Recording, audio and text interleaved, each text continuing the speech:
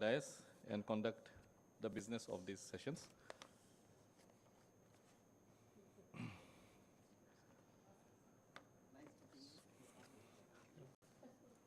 So our photography team kindly be in place.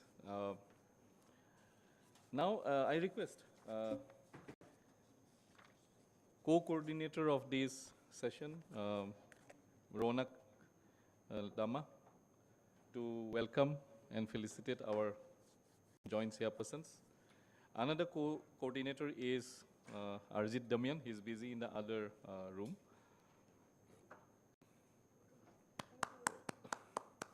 Please give a round of applause. Thank you. Yeah, thank you, sir. And thank you, Ronak, and thank you, Pinky. I hope we are able to connect to Professor Sibata and that technical problem is solved. Correct. Thank you, Kostov. So may I have the photograph of Dr. Professor Sibata? Yes. Professor Sibata, good afternoon. Can you hear me? Yes, I can hear your voice. Thank you very much. Thank you. So I introduced the two joint chairpersons of this session, Professor Pulakke Mukherjee, director from IBSD, and Professor Sapnali Bora from Assam Agricultural University. I now hand over this microphone to Professor Pulak Mukherjee and Professor Sapnali Bora to conduct this session. And you will be the first speaker. Thank you.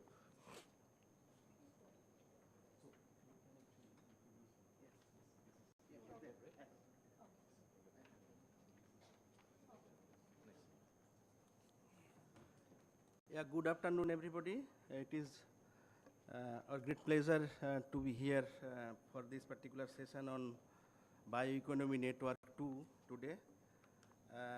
As we have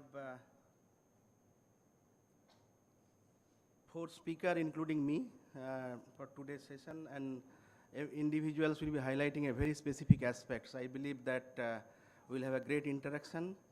So. I will highlight some of the things on which we have been working and during my talk. Before to start with the session, it is my great pleasure to introduce Daisuke Shibata, who is a visiting professor of DP University. Dr. Shibata is a distinguished scholar with a multifaceted career in academic and research. With a Doctor of Agricultural degree from Kyoto University in 1983, Dr. Shibata's academic journey has been dedicated to molecular biology, biotechnology, energy science, and many more.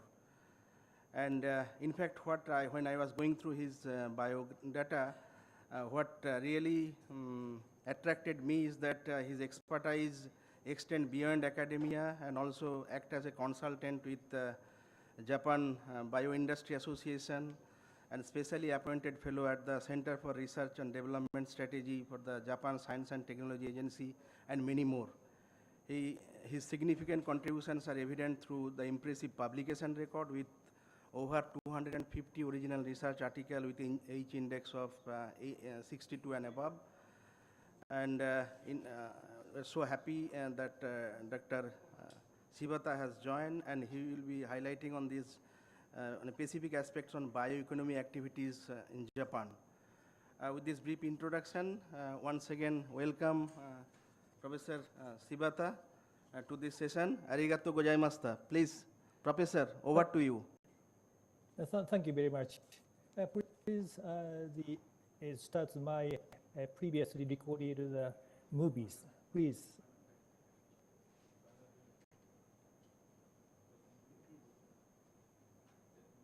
Is it possible to go on my presentation?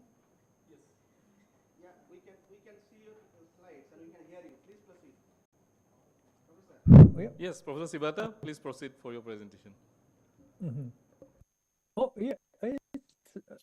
Okay. So I'm sorry that I already sent the movies to you with voices.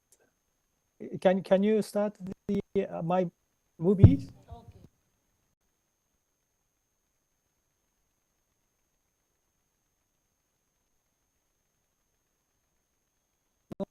this is there no voice.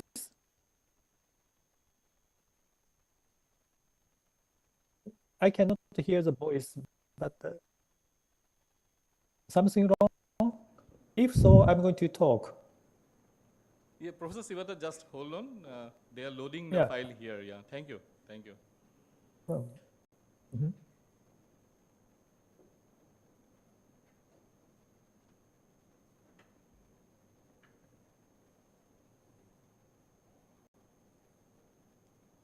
Anyway, thank you for this opportunity. Yeah. Mhm. So you are now uploading the file.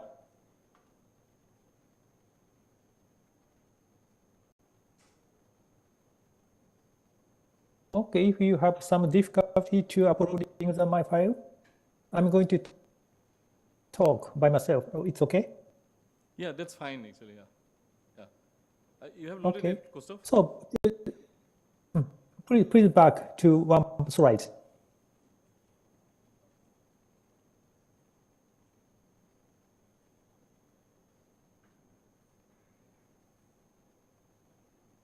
Or may I share from my side PC? It's okay?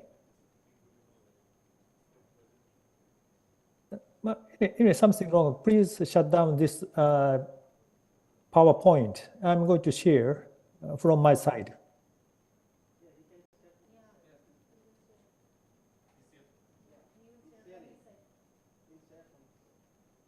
Can you see the slide? Okay. So Yes, sir, it is visible. You can go ahead. okay.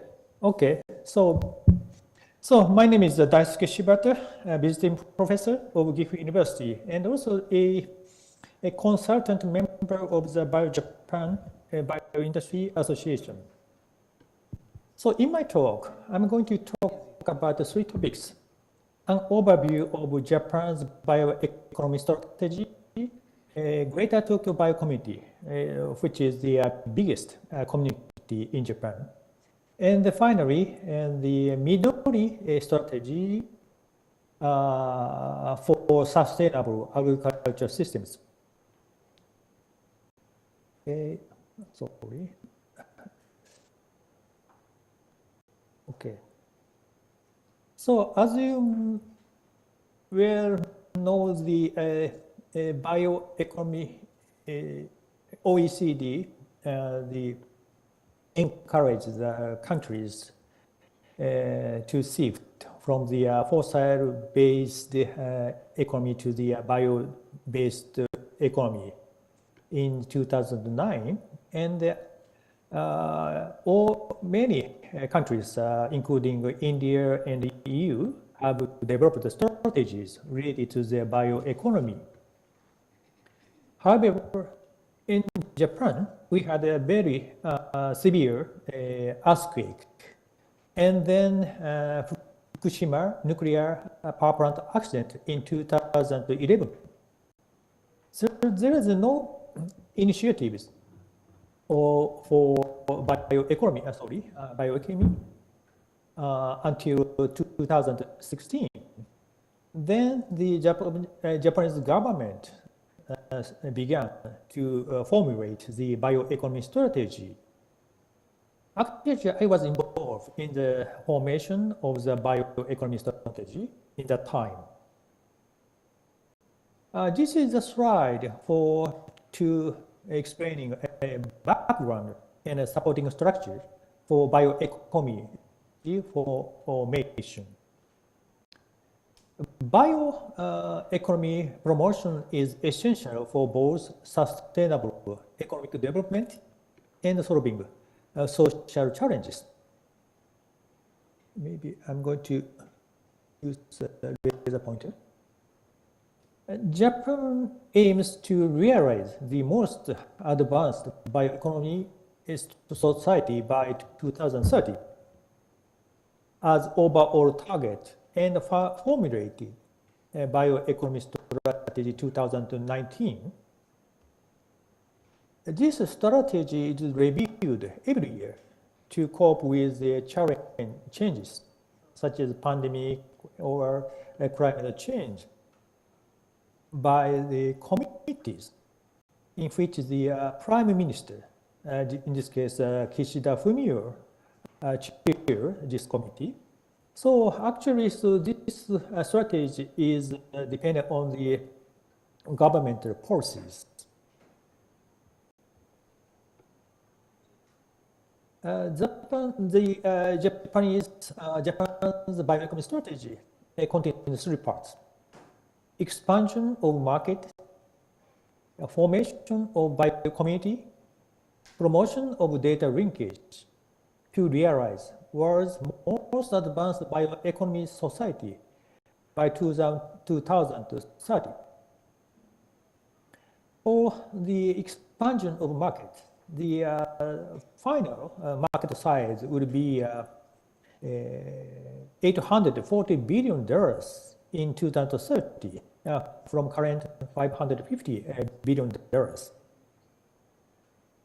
Formation of biocommunity is very important to build value chains in each market area by creating diverse and unique communities across Japan and by supporting their continuous growth. Promotion of data linkage also is very important, such as the data for genomic data, biological data, agricultural data, or medical data, to create an environment that allows for broad and flexible collaboration, including in different fields.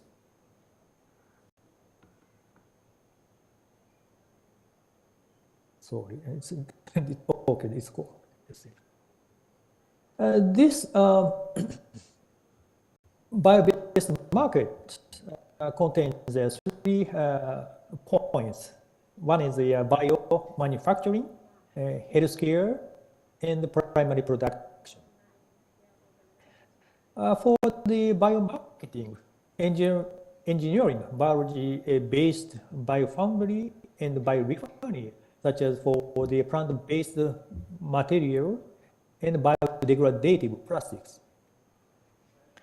So this will be $485 billion in 2030.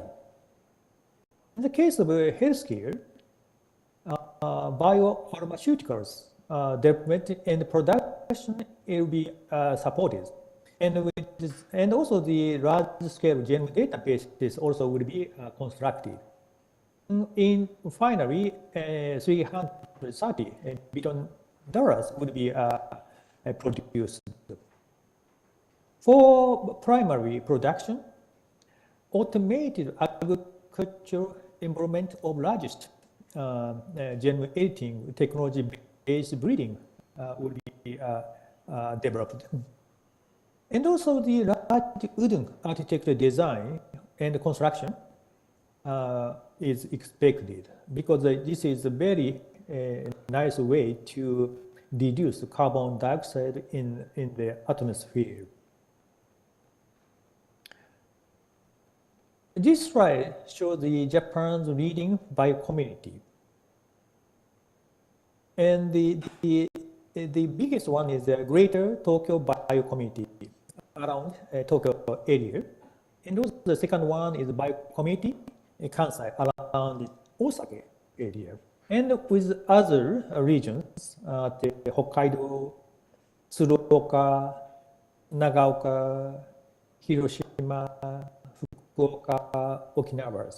These areas are mutually communicate with each other and to have the link to the global biocommunities. Let me introduce the Greater Tokyo Biocommunity, GTB. This slide shows the area of GTB around Tokyo.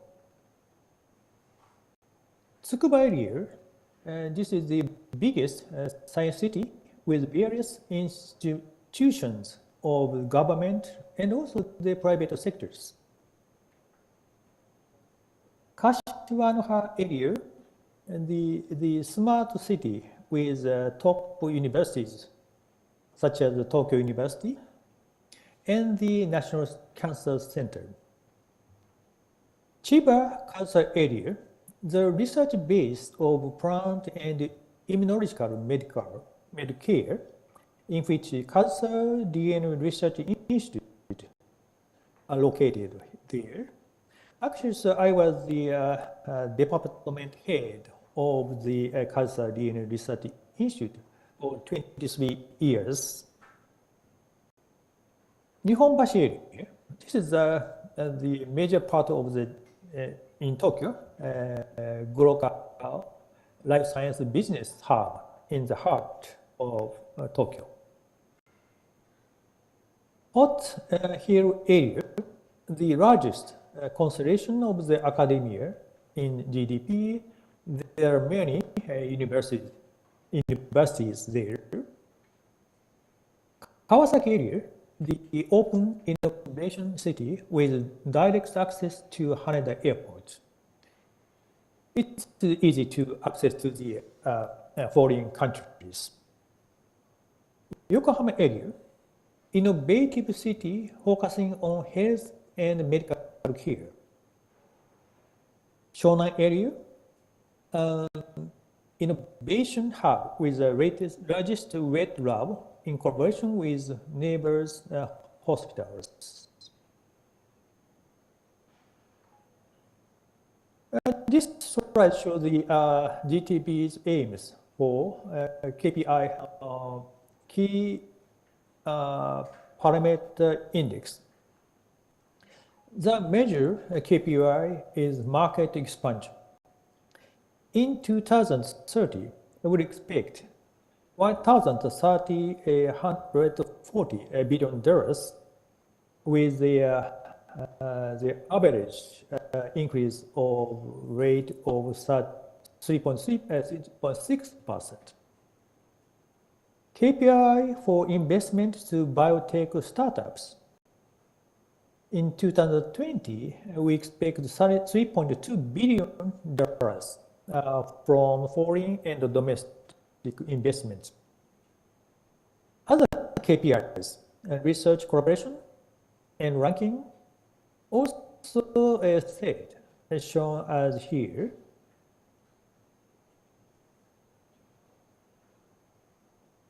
The goal of GTB is to make the Tokyo area one of the world's premier innovation centers. Through infrastructure such as networking, human resources, coordination of innovation hubs, etc., academia will contribute innovation and invention. Biotech startup realize the innovation. Finally, pharmaceutical or chemical companies will commercialize the production.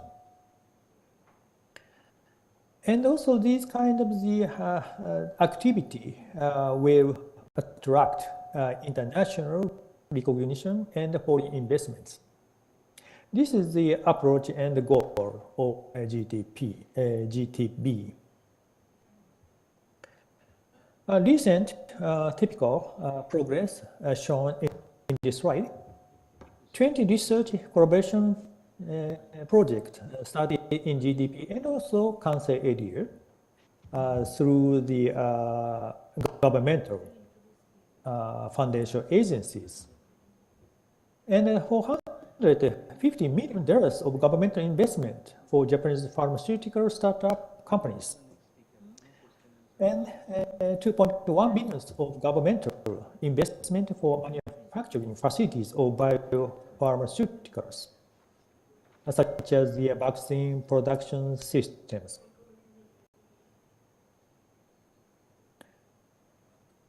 And this slide shows the website to sharing our activity of GDP written in English. And also the Twitter, currently X, is also available.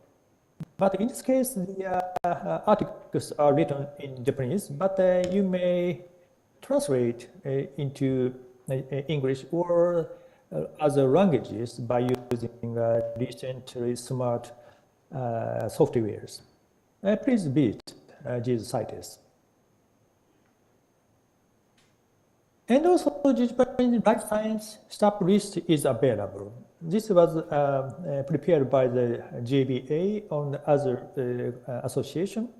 You may check the maybe 150 life science startups are listed in this site. Please visit for more information of each startup. Okay, let me move on to the another story about the agricultural sustainability strategies. There is a wide range of issues that need to be addressed globally with regarding to agriculture, forestry, fisheries, and food sectors, including climate change and the associated increase in large-scale disasters. Japan's agriculture, forestry, and the fisheries industries are facing a shortage of labor due to the aging of the population. In order to address these issues, the Ministry of Agriculture, Forestry, and Fisheries, MAF, launched the strategy Midori, a strategy for sustainable food system on May 2021.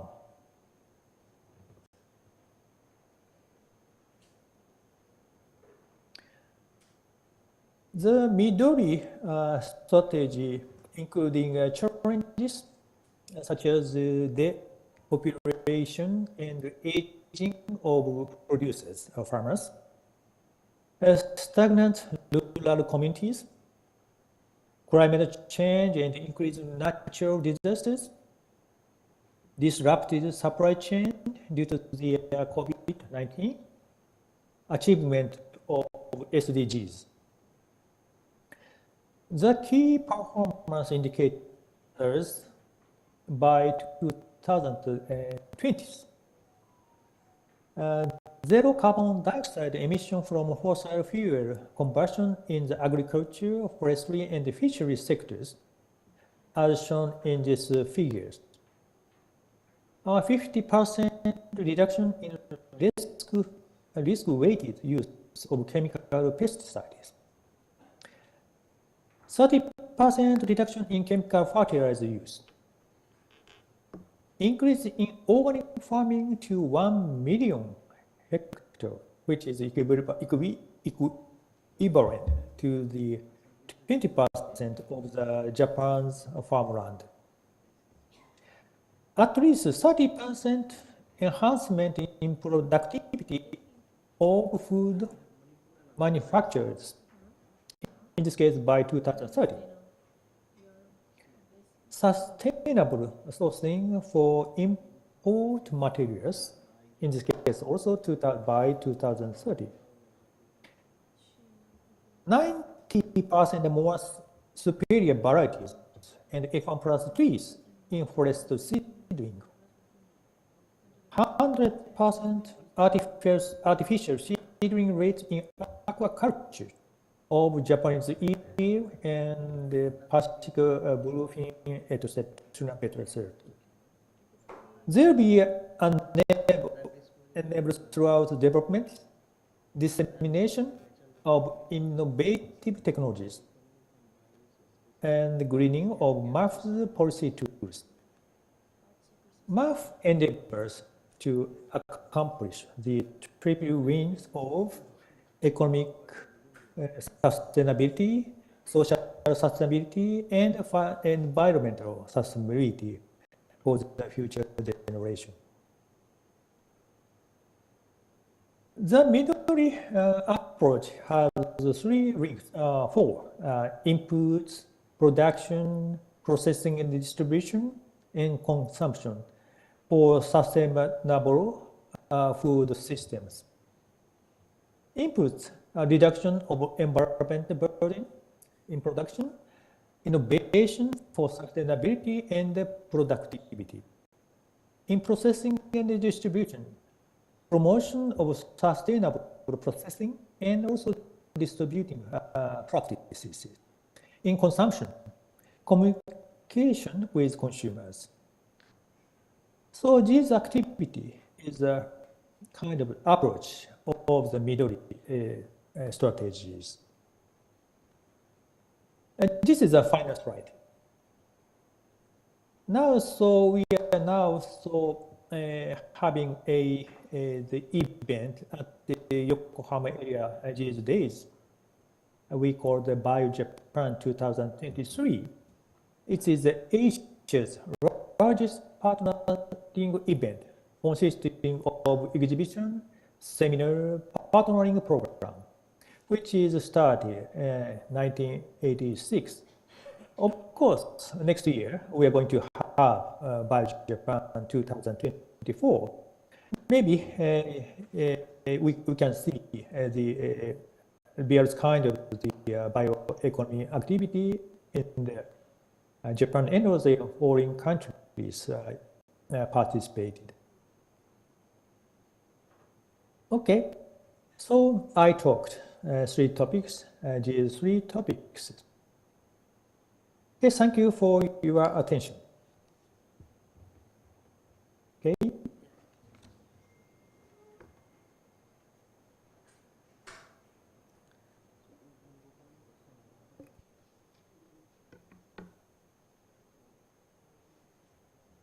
Yeah. Thank you, Professor Shibata, for your. Thank you so much for your nice deliberation. In fact, we are so happy to know about the whole contributions what this whole country is doing on different aspects on bioeconomy of, from Japan, including the strategies for sustainability, startups, and all aspects of different sectors which you have mentioned and which have a great impact on the whole bioeconomy development. We greatly appreciate your talk and the time what you provided to us. Thank you so much. Thank you for. So if go for one or two questions, answer anything? If one questions we can take.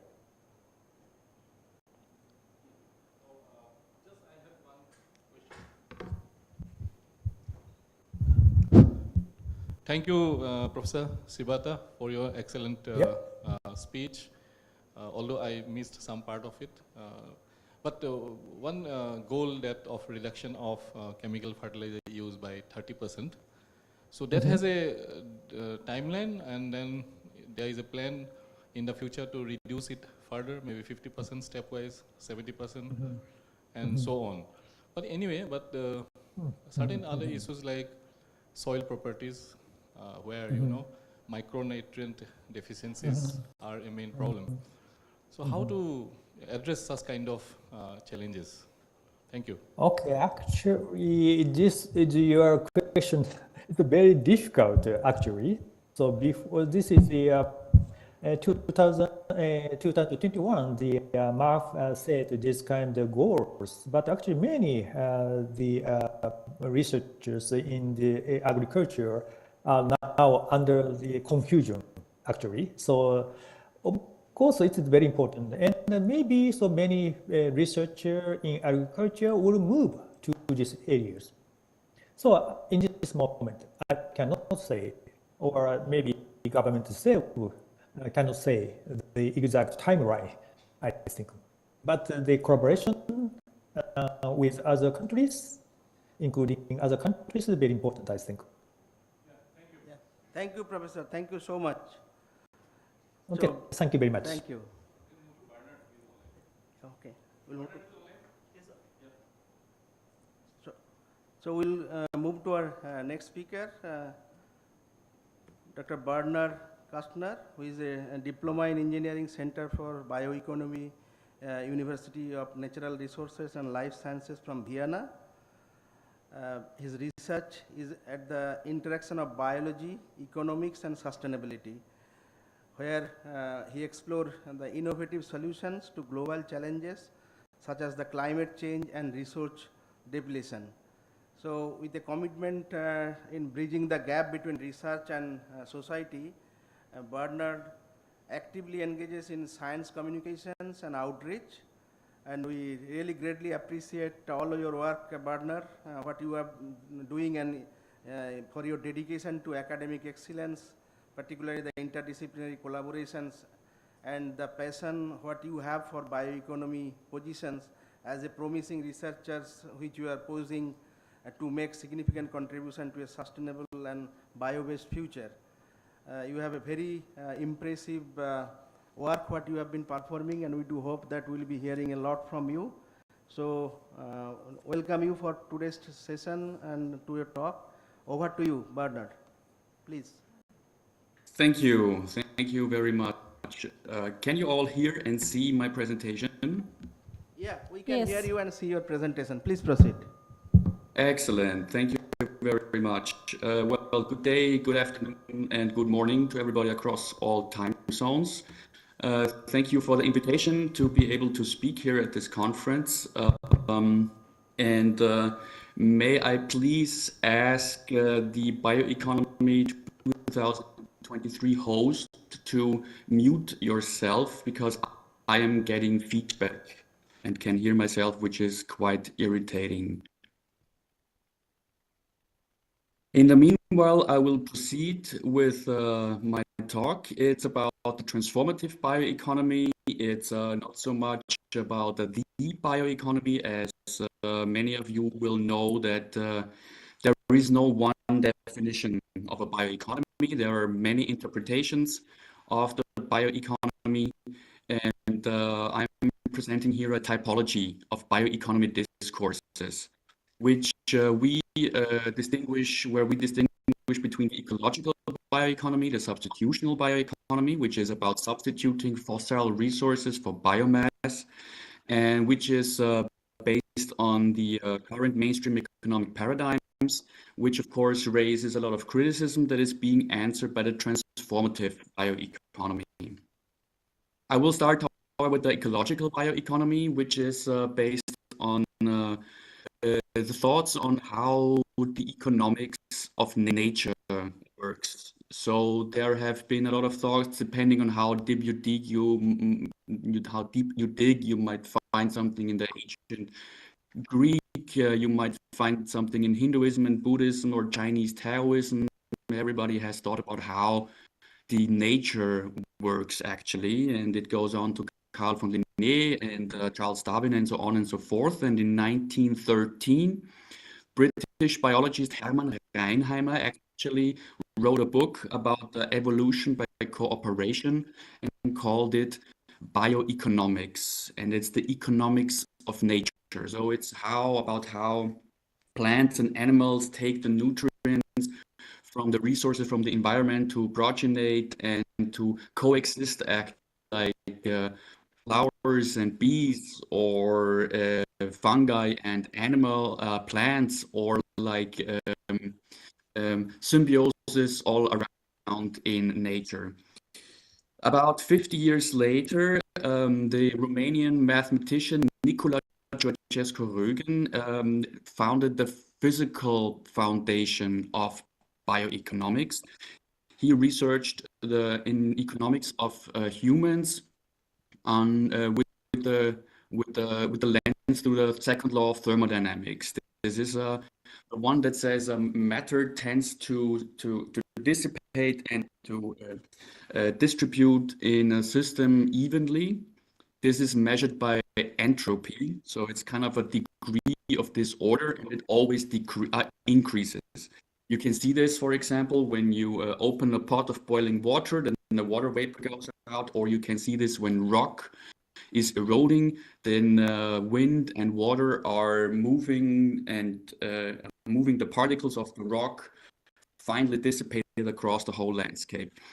To reverse this process is theoretically possible, but it takes a lot of energy. And energy creation, however, in turn, again, increases entropy. And I would again ask the host please to mute themselves because this feedback is quite irritating.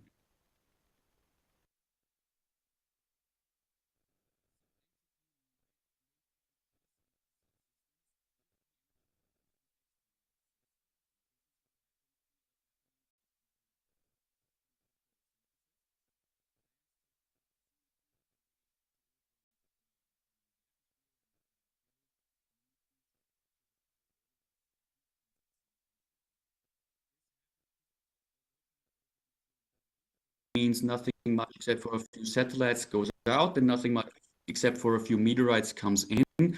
But planet Earth is energetically open, so we get a lot of sunlight in, and this nature uses to decrease entropy. Decreased entropy means high usefulness, and high entropy means low usefulness. So low entropy is, for example, wood or rocks or iron ores, because we are looking for rocks, we're looking for iron ores, we're looking for wood instead of scattered atoms and molecules. So it's expedient to achieve lowest possible system-wide entropy. Ergo, there is a limited and non-renewable stock of non-biogenic resources. Once this is used up, it's used up. And there's a flow of biogenic resources, however, with limited regenerative capacities. We can see where these places are located on Earth. We see on the left a map of the spatial distribution of mineral resources, and we see on the right a map on where the global potentials for photosynthesis lie. These are, as you can see, differently and at different places than the mineral resources and the fossil resources that the current economic system is relying on. Now, during the same time as Georges Rögen developed his physical theory of bioeconomics, there was some groundbreaking research in biology and chemistry going on, which led to great achievements in biotechnology. Particularly the publicly funded cancer research yielded promising basic research, which in turn got commercialized by incumbent players of the pharma industry, agro and agrochemical industry, food and energy industry. They all thought and had the idea, okay, now we have renewable resources, they regrow by themselves, so we have basically an endless supply of raw materials. This got scaled up from the laboratory scale to industrial scale biorefineries, where raw biomass was processed to high grade platform chemicals, plastics, fuels, and so on and so forth. With this idea now, this triggered promises and visions of health and energy security through biomass, because biomass would always be there. And by the mid of 2023, more than 50 national and supranational strategies globally have been deployed within the EU 27, so without the UK, alone 350 developing their bio-based industries. This is happening through the stimulation of economic growth by technological innovation to ensure competitiveness and employment. This whole narrative created a bio boom in research, innovation, production, and consumption. Everybody wants to buy something bio-based. Everybody wants to be sustainable, and this created a self-fulfilling prophecy of a sustainable economy, as the assumption is that bio-based products are intrinsically sustainable and tackle climate change because of their biological origin. So all the publications that have been done until yet, and the number of publications exploded after 2012 with the release of the European and the American bioeconomy strategy. This research focuses almost exclusively on technological innovation and thus provides the technological narrative of the substitutional bioeconomy reason to believe that this is actually working.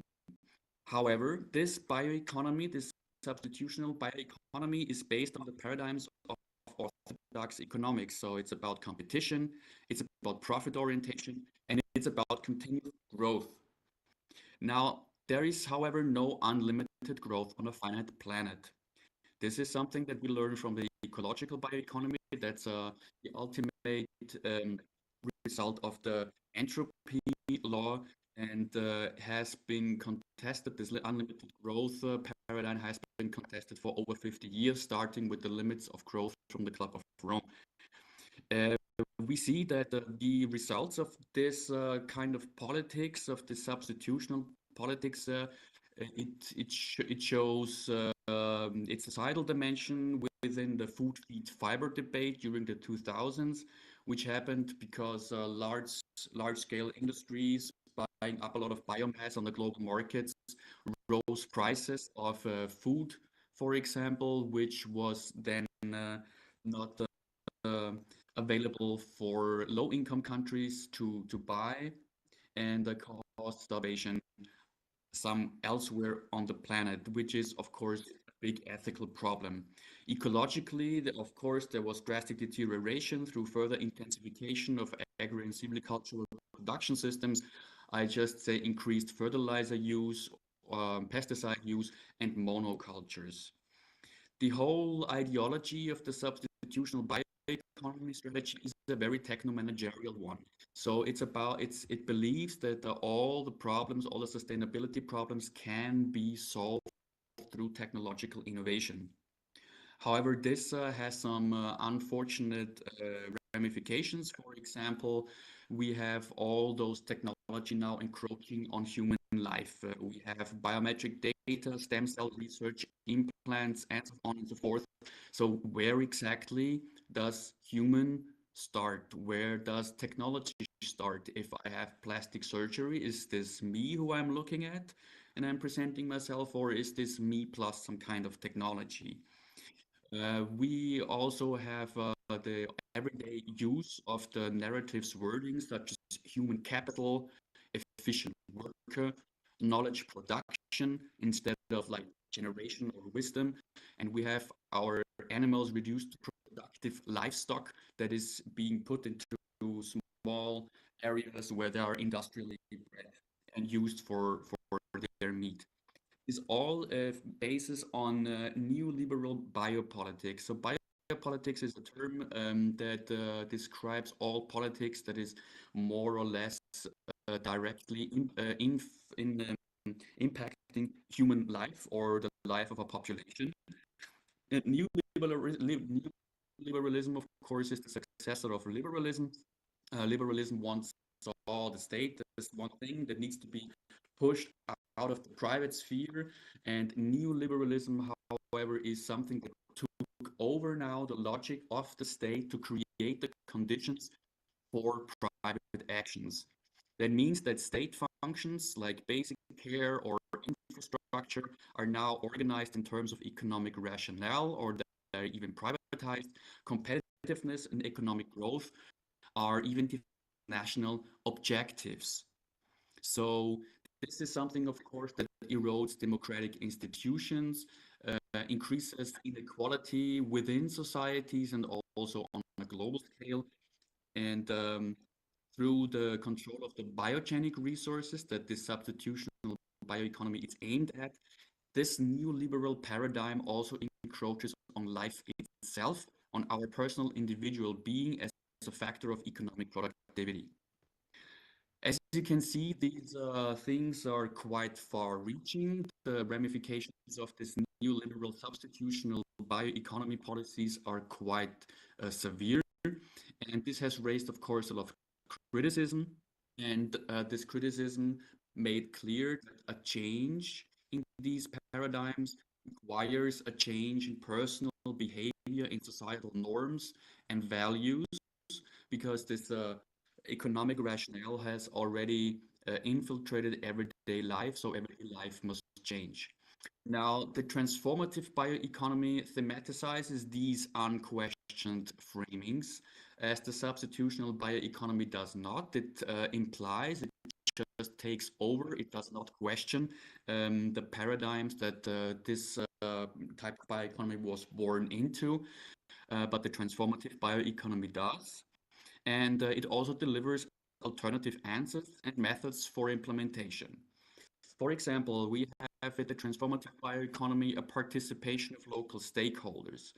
The current bioeconomy strategies were exclusively shaped by so-called experts, by industry leaders, by state functionaries, and there was no inclusion of people who should actually benefit from it. So, for example, we have under ethical considerations or societal benefits, when you look at strategies globally, you always see it is about the acceptance of bio-based solutions by the market, by society. It's not about whether they actually profit from these types of products or they want this type of products.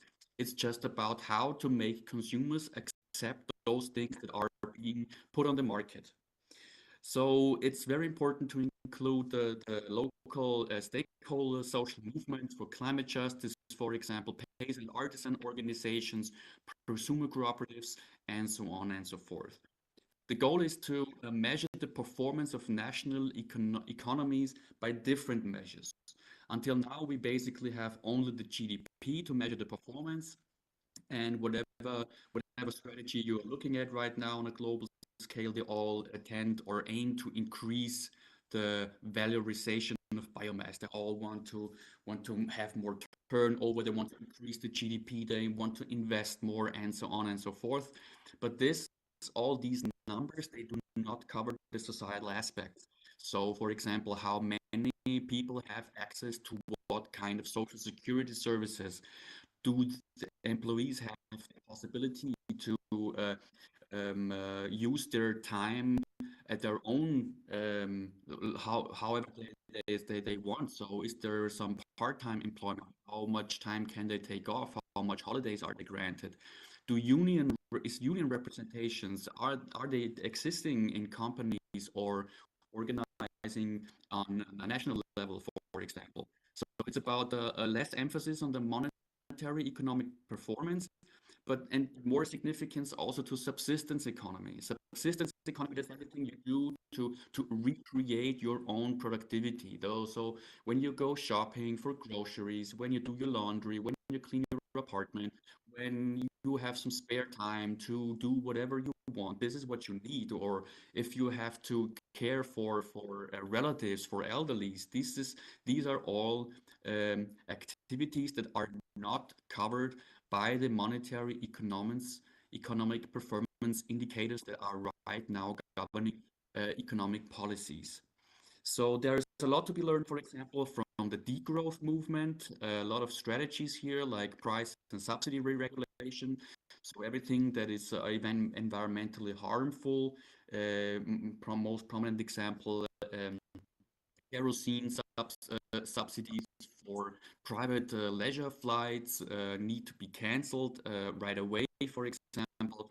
There could be absolute emission production caps, especially for those things that are environmentally harmful or deemed absolute luxury.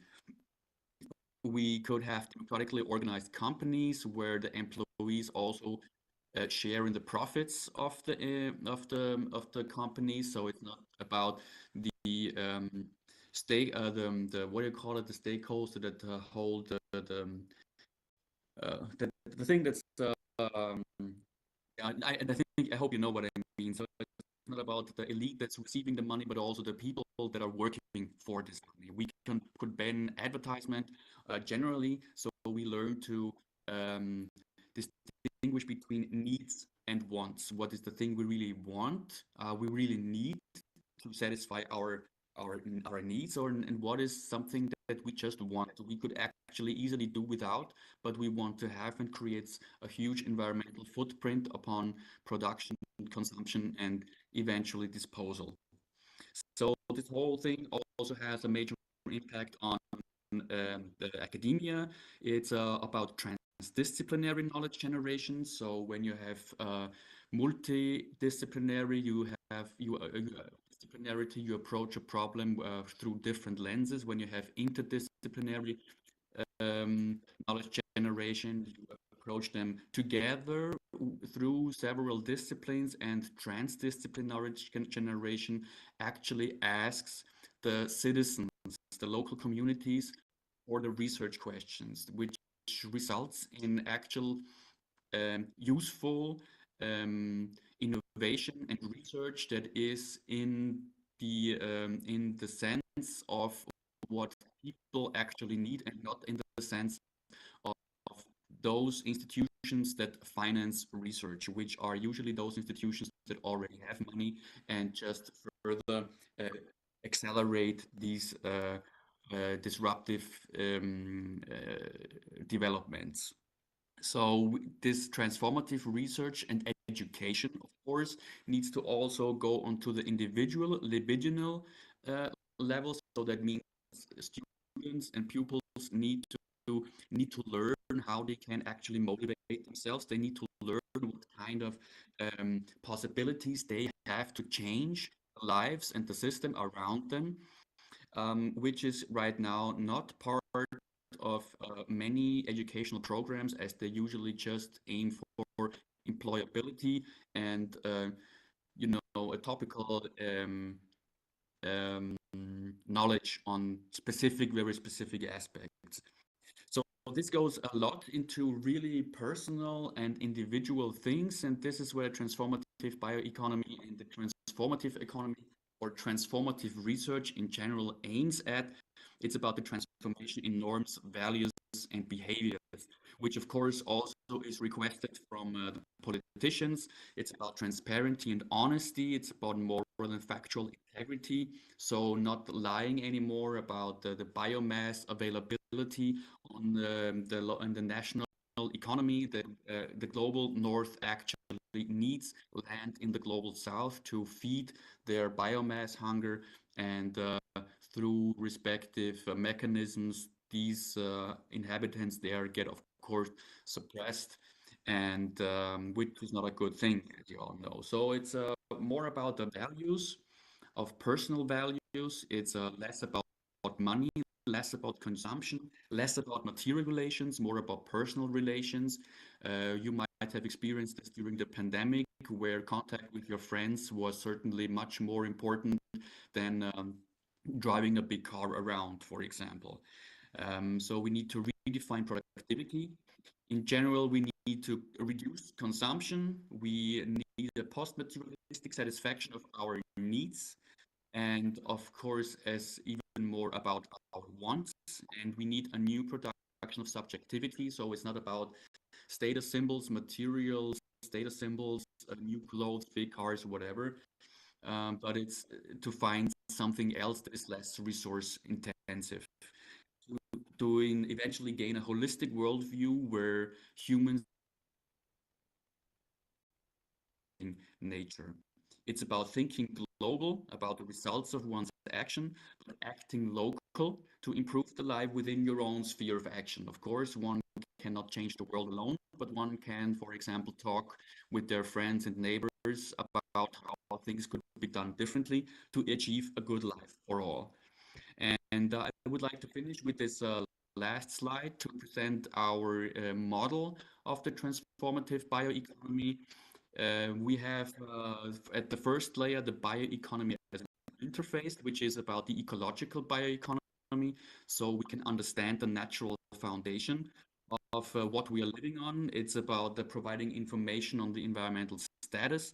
It's like a bookkeeper of natural resources. On top of this, we have the techno-economical solutions. So that's the substitutional bioeconomy, because of course we need to have some kind of technology to make use of the natural resources. It's not that I'm saying there should be no technology, or technology is not the right answer. Of course, technology is part of the solution and it is absolutely necessary, but it is very important that we decide on what we use this technology for and why we are using it. And these questions are discussed in the bioeconomy as a socio-cultural system. This is the transformative bioeconomy, where societal discussions determine the ends. So why do we make use of nature? What do we use our tools for, and what actually is the purpose of economic activity? Is it gaining profit? Is it maximization? Is it competition? Or is it much more about cooperation, conviviality, and achieving a good life for all? And with this, I conclude this talk, and thank you very much for your attention.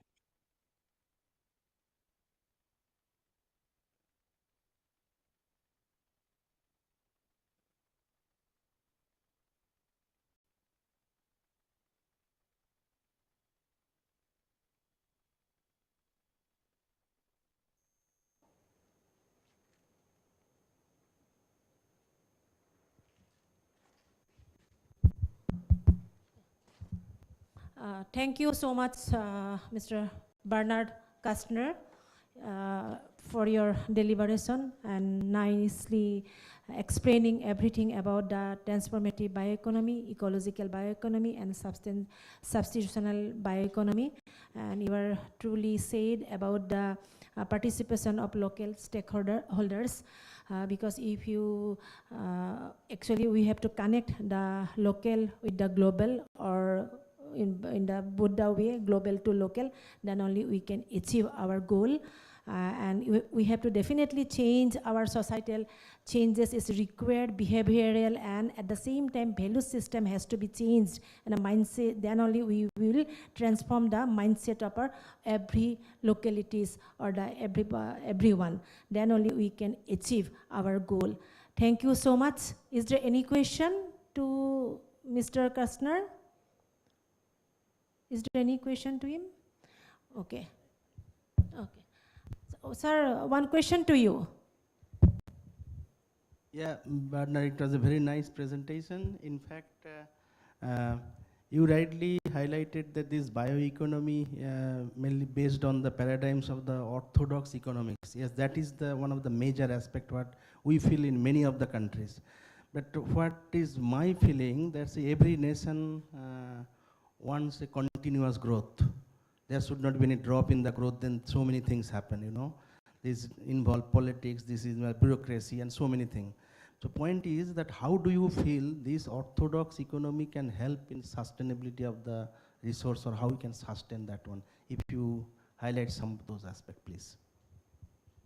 Well, to put it bluntly, I don't think that orthodox economics can actually contribute to sustainability.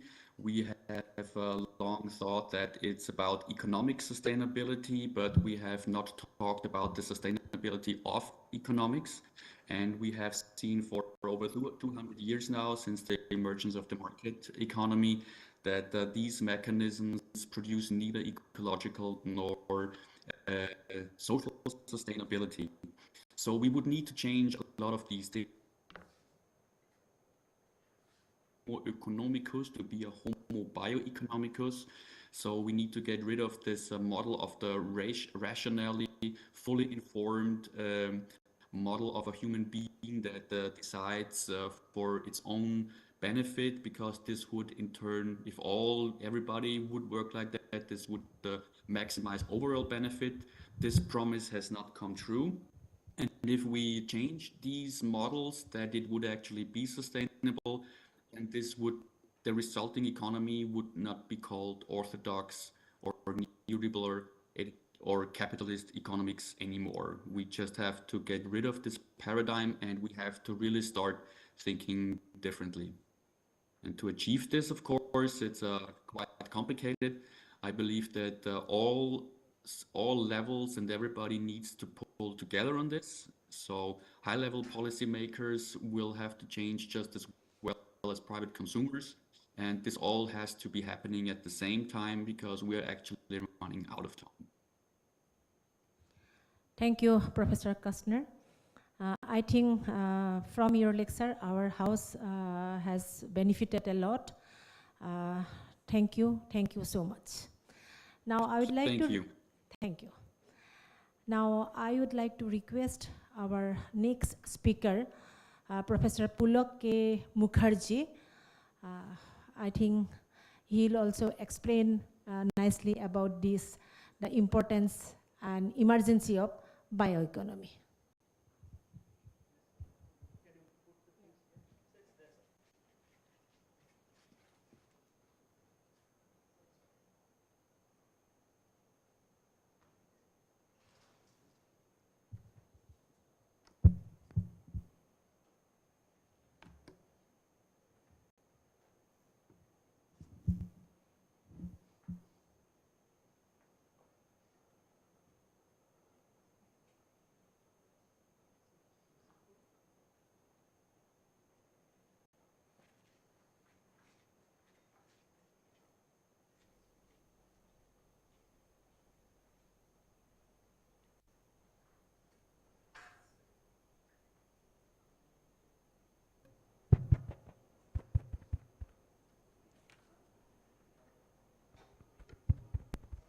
Yeah, good afternoon.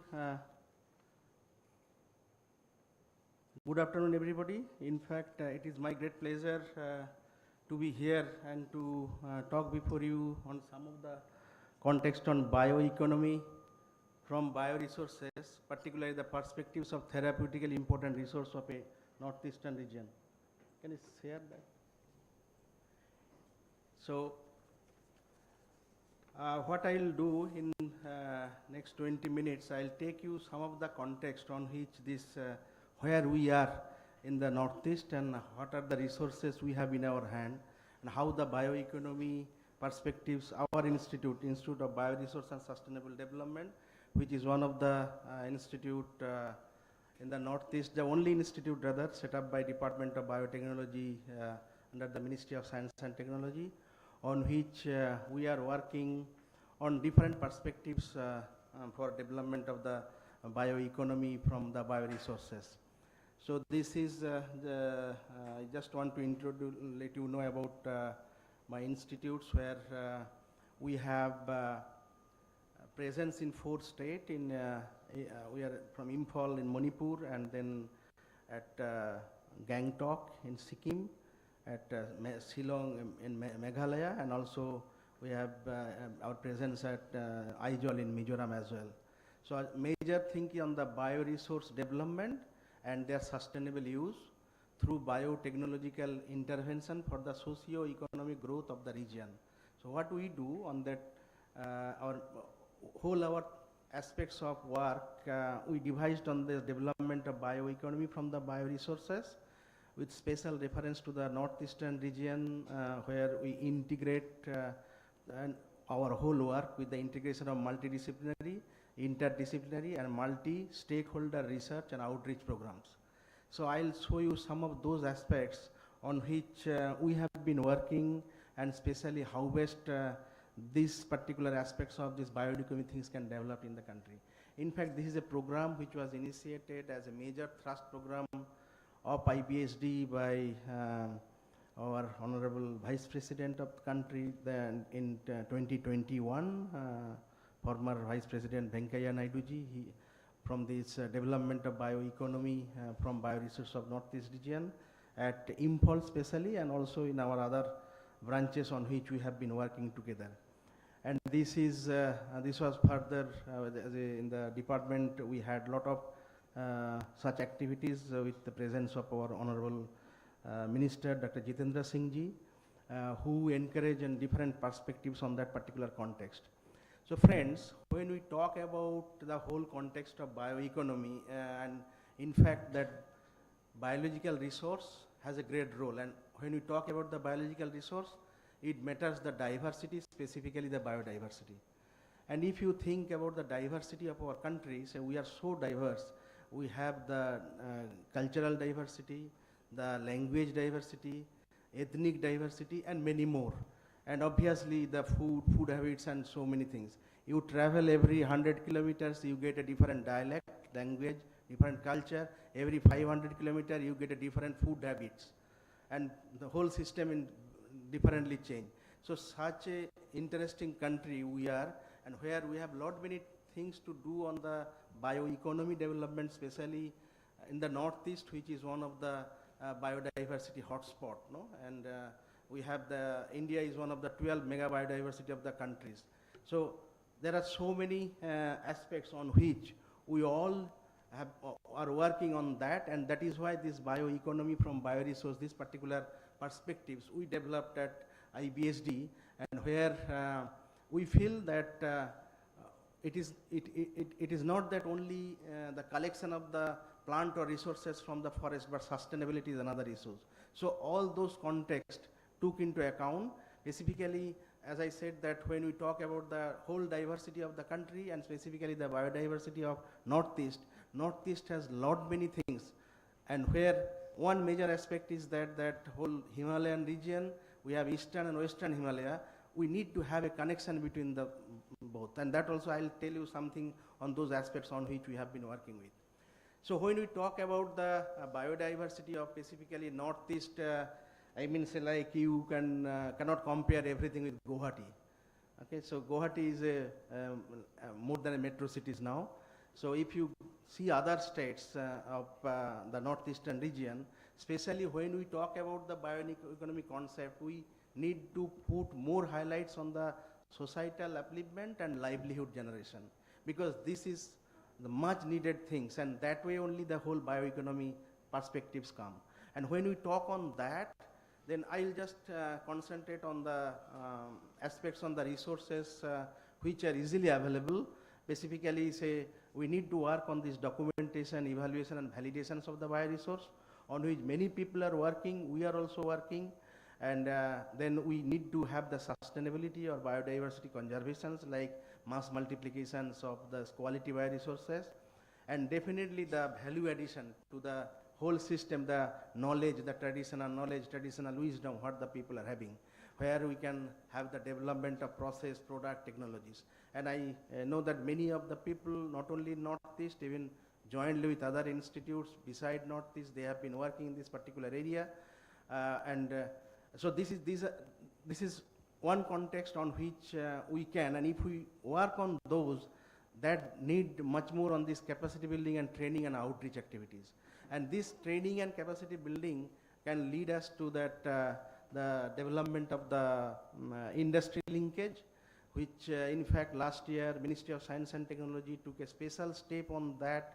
iConnect program was organized, and we at our institute and many other institutes together put much efforts on that, and that lead to development of the startups, specifically the incubators, MSME clusters, or traditional healers and farmers. So we do integrate many of those with interdisciplinary, multidisciplinary and transdisciplinary approach, where we have a translational research strategy. And this translational research can definitely lead us to explore the bioeconomy from bioresources using our own natural resources. That can be from any parts, from the plant resource, medicinal plant resource specifically, or even other traditional foods and many more. I'll highlight some of those in that. So when, as I thought that I'll highlight more today on this bioeconomy, where the healthcare perspectives are more. Say the interesting things in our own system, specifically not only in Northeast, even in other parts of the country as well.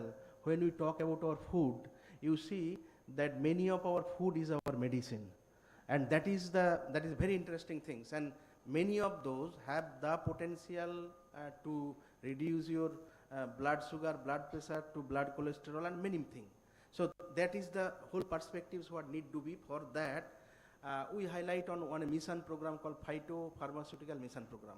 And this phytopharmaceutical mission has very two distinct aspects. Say like, you know that we have the traditional system of medicines like Ayurveda, Siddha, Unani, and all those things, but those are all codified. And there are lot of documents on that like Charak Samhita, Susru Samhita, Bhagavad Niganda, all those things are there, where those things are written, codified. But if you see the Himalaya, specifically the northeast and or western Himalaya, there are many traditional healers. I should say, they are the heroes of those villages who are protecting life of many people. And those has been experienced by many of us during the COVID time. In fact, none of us sitting here who didn't took the Ayurvedic kadai or any infusion during to prevent to get more immunity. Yes, we talk about that there is no scientific validation, data, everything, but who bothered that time? Whatever you are taking, you are getting, you get immune or you do not get COVID. That was the perspective. And that is the things, it should blessings in disguise, like, that starting from minister, bureaucrats, everybody has a special interest on these particular aspects on promotion of traditional medicine, traditional healers medicine, and many more. So what I mean to say that there is a very huge area where enough scope on that, and where is the scope for development of the bioeconomy to a high extent. From these traditional medicines, their validations, which is the drugs from nature, which are the drugs from our ancestors. Specifically, say, there are a lot of procedures. I am not going to that particular context, but in many cases, yes, one part is the documentation, then definitely we have to validate with scientific validation, and then we have to come up with the value addition to that. And when we do all these things, there should have a platform for knowledge exchange and empowerment, and obviously the benefit sharing. Say like, and that is the strategy what we have applied while promoting this particular area. Say like, when we write a research papers out of the bioresource, the traditional healers, one of the authors, when we make a patent, again they are there. When this product is getting patented, and after that we link with some industries, they are the full royalty holders. Only the institutional royalty comes 10 to 20% as per the rule. And that way, this is a confidence building that we have been able to make in many contexts, and there is a big program going on that with the Himalayan Bioresource Mission, connecting Eastern and Western Himalaya. That is a program of Department of Biotechnology, where we work on those particular contexts on this phytopharmaceutical mission program. Now, how it helps? Say like, everything has a regulatory perspectives, no? Say we can tell that yes, somebody is using something for some specific disease, but until and unless that is coming under regulation, we cannot work on that, or even we cannot use those this cannot be commercialized in that way. So many of you may know, but we are really very, very proud to be in a country where several new things has happened on this particular area. When you want to promote any of the resources which has a therapeutic benefit and which has an economic component of that, then that can be promoted as a drug in the Ayush mode, where you need not to have a lot of clinical studies and all these things, but use of 15 years, if it is there, then that can be claimed with some scientific validations and can be promoted to the Ayush mode. And again, all the things can be promoted to as a nutraceutical and dietary supplements. That is another context. And much more interesting is that if we can develop some sort of phytochemical strategy to presence of 4 markers together, then that can be included as a phytopharmaceutical drugs under Drugs and Cosmetics Act. And when you go with a single molecule, then that is a $1 billion business, like Taxol, aspirin, like that. So is a wide aspects on regulation what has been brought forward. Specifically, this phytopharmaceutical mission has come now, very recently. And what I believe, that this whole context of these particular aspects, no, this like say when we talk, there are 2 main approach which works. A reductionist approach, say you take a plant or leaf and then go to a molecule, that molecule works, and then we get a very good drug, like we got artemisinin from Artemisia annua, or quinine from cinchona, and all many more. But every time, say we have 2,000 plants recorded in Ayurveda. So we have not got 2,000 specific molecule, even 20 specific molecule which works. But we cannot say that this plant which is being used for hundreds of years and it is useless. If we are not able to prove by science, that is the fault of the scientist, not the fault of those healers who are treating those people for years together. So there is the things where the science of synergy come into being, and so synergistic approach is one of the major thing on which we need to concentrate. In fact, we have developed many of those contexts where which really helps in economic development, or rather value addition, economic value addition to those products which are being used by in our tradition. Now, this is one context on the medicinal plants and used in therapy. Now, if you see the unique bioresource of northeastern region, we have so many fermented foods and nutraceuticals products with the dietary supplements, and those have their own way of evaluating. There was a special session on that. Our scientists also work on these particular aspects on the fermented bamboo shoot, fermented beverage, fermented fish or fermented soybean, and many more, where these traditional fermented foods has its own economic importance, also have the health benefits as it's required. And side by side, this particular region of northeastern region of India has a unique resources of microbial content. And these microbial resources at our institute, we have 75,000 plus microbes collection from different region, and which we are exploring that how best those can be used, or we can develop any sorts of antimicrobial AMR study, antimicrobial resistance strategy, which can really help in development of these particular things. So these microbes, fermented food, and beside this, another interesting thing is the insects. You know, this is many in some parts of this northeast, people use the insect as edible insects as their food, and those insects again has some very specific therapeutic benefits, which we have been able to document them. In fact, in many states they use the insects, the edible insects, where we have isolated their metabolites, and then those metabolites, how it relates with specific disease, that also has been documented. So this much of uniqueness in the biodiversity, nowhere in the in our country, even many countries in the world, they don't have. So what I feel, that using all those resources from the plant, animal, insect, microbes, and so many, that is the uniqueness of this of the northeastern region, where we can promote our own bioeconomy from the different resources. In fact, very recently we were working with this mushroom. Specifically, we targeted on the antimicrobial resistance study, but to isolate constituent and how it can help in development of some sort of drugs for which can be used for the antibiotic resistant. But it came into the thing is that mushrooms has a great resource, and we are exploring those aspects as well. So friends, what you have already heard from our earlier speaker, basically Dr. Sabte, that on the biomanufacturing. So this biomanufacturing of this from the bioresource of northeastern regions is already being done by our own people, and that has great scope. And this scope is so unique, like say you think about the Lakadang turmeric of Shillong, Meghalaya. See, the curcumin content is above 8.5%. Normally it is below 4%, 3%, 2% like that. Now, such a things are there when we have those all this genomic mapping of that Lakadang turmeric, and we know that what are the specific gene which is responsible for increasing the metabolites. See, I am a chemist. I believe in that nothing in the universe is magic. Anything and everything comes to a molecule, it enters your body, gives some reaction, biochemical reaction. That way we get rid of disease or we get disease. Either it is cured or not cured. And everything has its effect and side effect, and that is because of the molecules only.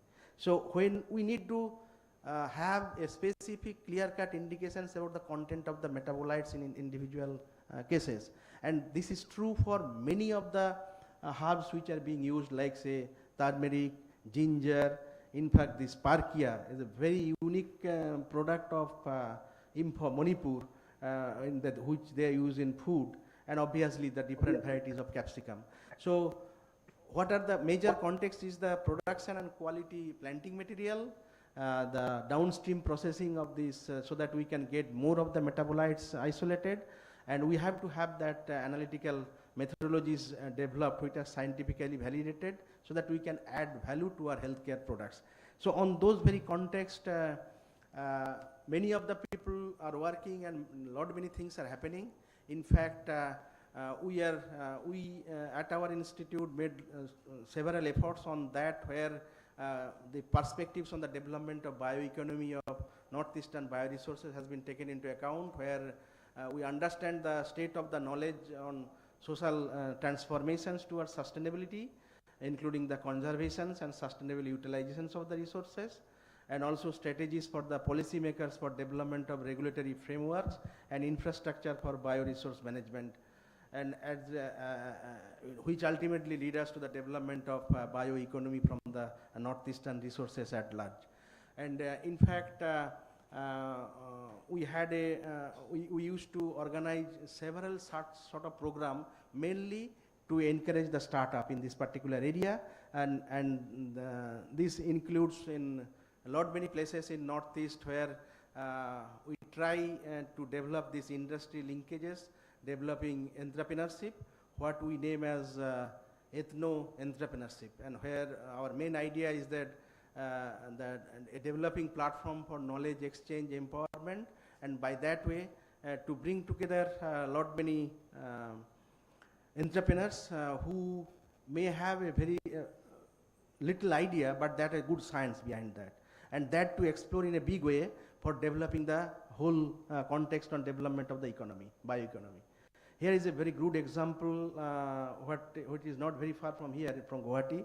It is in Rivoi district, where we have been working on that, this development of women bioentrepreneurship through orchid floriculture of Meghalaya. In fact, this was a hub and spoke model by which we work on that, developing the orchid in the hub, and then this is being taken by the spokes in 11 different villages of that particular district, where we do lot of training, capacity building program, and this is a program made by,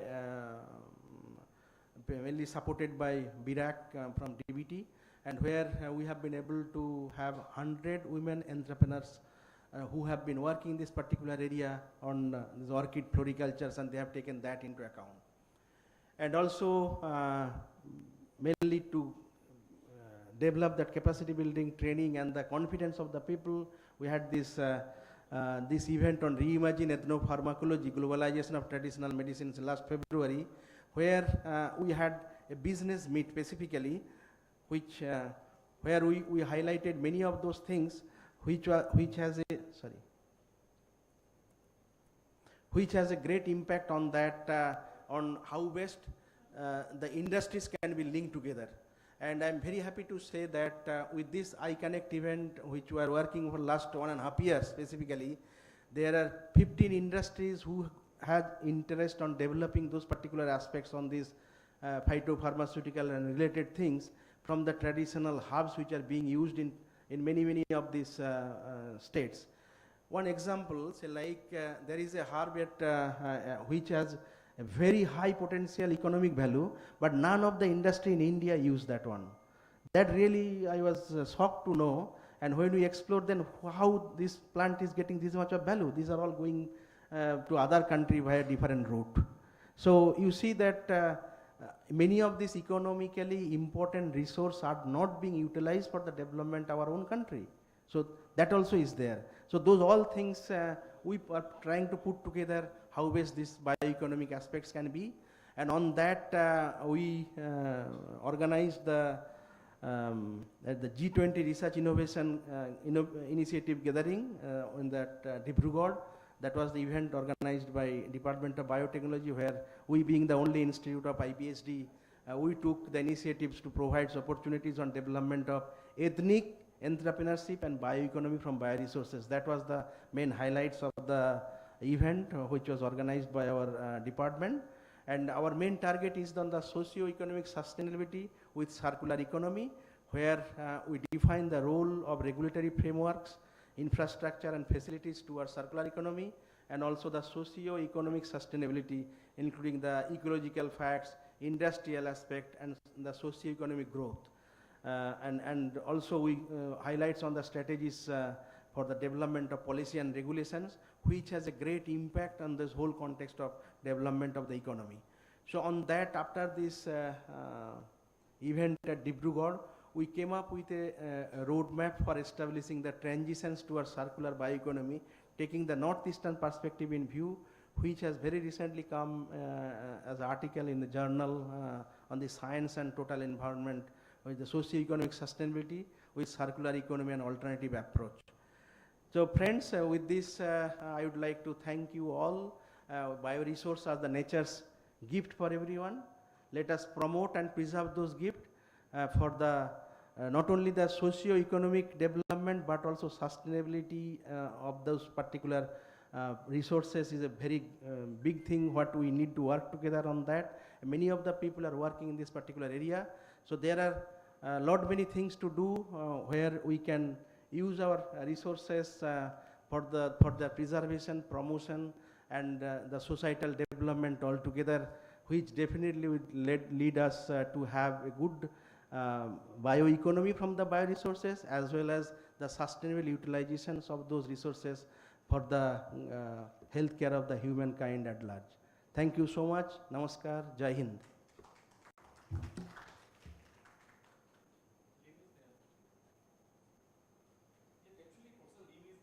Oh, he's online. Okay. So we can request him, you can request Professor Lim to just speak. He may not be able to present, he is in the mobile.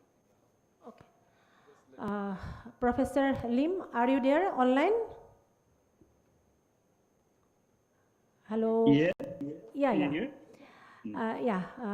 You can start your, not the presentation, but you can speak few lines to our house. Please start your speech. Okay. How can I do it?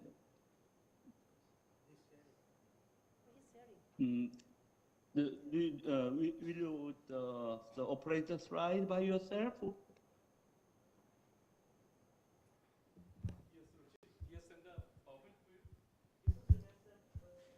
Yeah, Professor Lim, good evening, good afternoon. Yeah, our team is trying. Yeah, yeah. So they will put the. Let me do it. Yes. What is the name of Actually, I can do that, but India? I'm just talking about some suggestion of some future agriculture systems. I'm just now I'm a president of the Human Friendly Agriculture Research Institute. I was a graduate. I was retired from the university professor at the Chungnam National University, and then I make a small some corporation supported by the government. So actually, this is not some private company. This is the publicly. We just have some kind of cooperation to my institute. So today I will just mention about a new paradigm of the future agriculture, actually the human-friendly agriculture. Next slide, please. Okay, as you know, in the Earth, almost 10 billion people is going at 2067, and also some kind of economical condition is improved, and the nutrition was a medical science, some technology was some improved. So our some average age, annual average is actually life expectancy was increased to almost 100 years old in the future. So in the agricultural system, we should prepare the two kind of possibility. One, two kind of the problem which we should solve. One is that the population. So we just have some kind of the agricultural security problems, and another one is how can improve the human health. So agriculture should be supported. One is that some kind of high yield and some production of the some agricultural product, and the second is that some improvement of the human nutrition, something like that. So next slide. In the case of this, I just talking that. Next slide, please. As you know that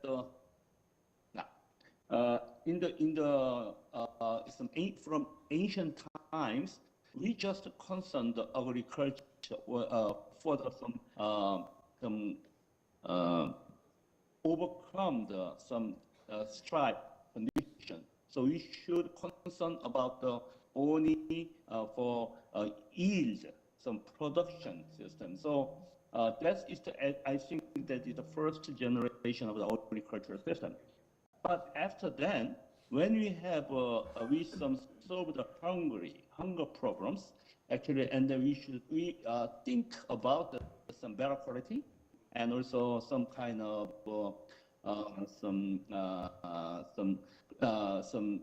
some more high value of the market value for a product or something like that. But this is, I think, the second generation of the agriculture, I think. However, after then, as you know that because of we apply so many kind of some pesticide or some insecticide and also some fertilizer. So, and we should think, we start to think about environmental conditions. So we say that is the, we started that of the environmental friendly agriculture. And also some kind of food stability, safety have some very important things. So what is the next generation of the agriculture? I think that that is for the kind of personalized the food criteria.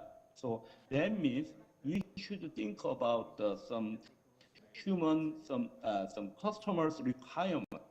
So for health and also some basically survival. So I think this kind of that I suggested is the human-friendly agriculture. Next slide, please. So I suggest the four kind of system. One is basically, as you know, the human genomics was developed by the biotechnology development.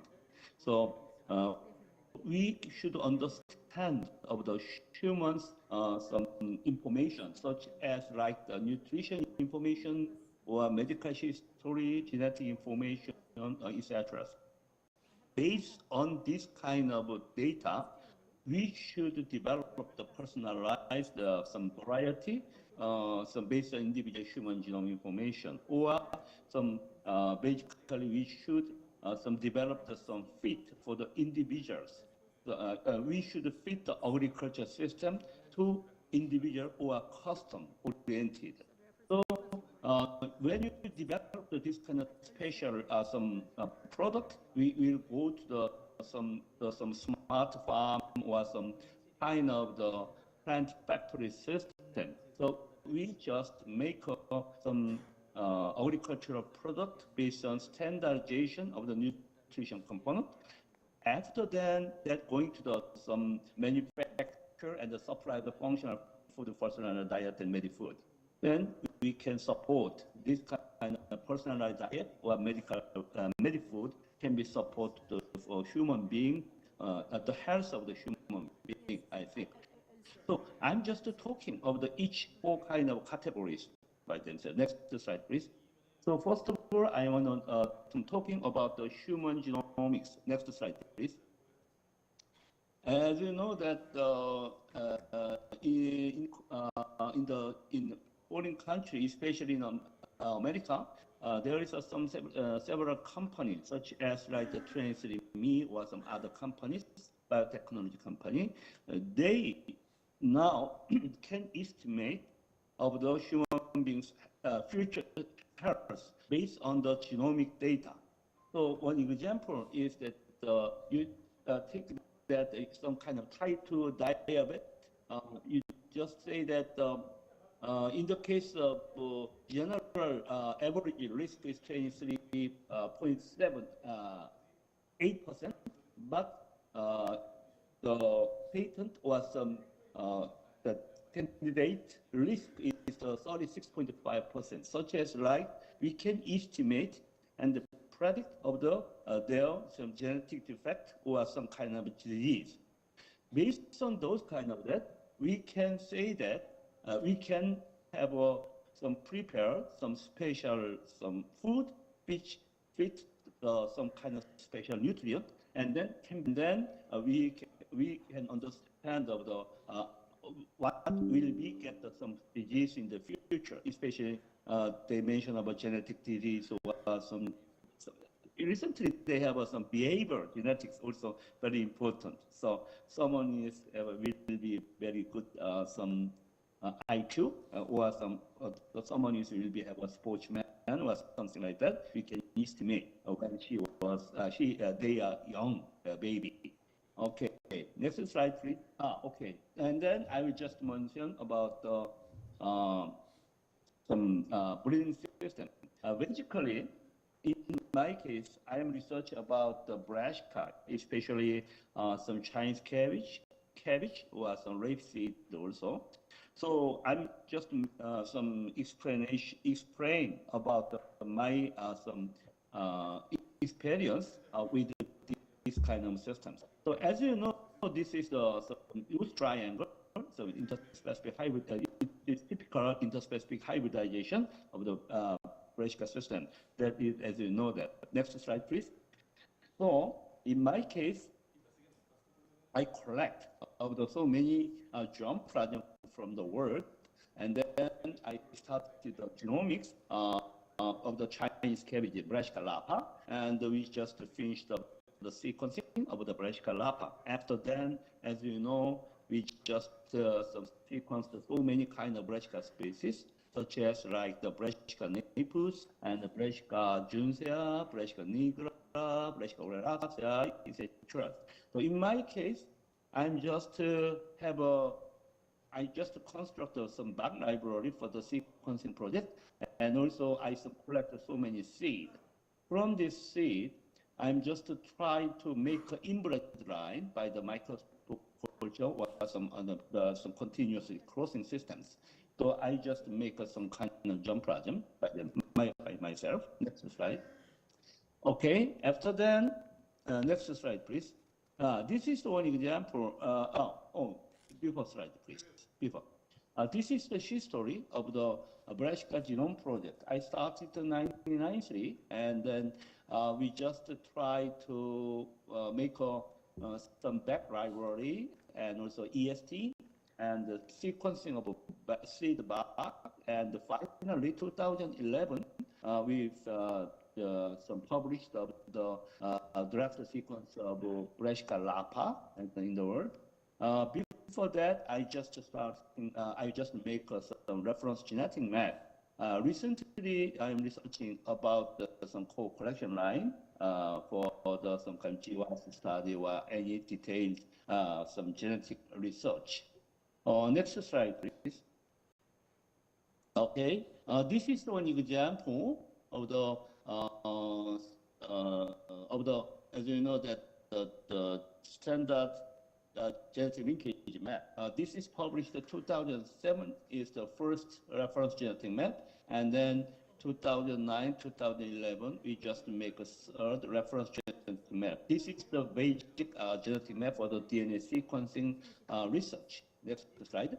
After then we finish the physical mapping also. Next slide, please.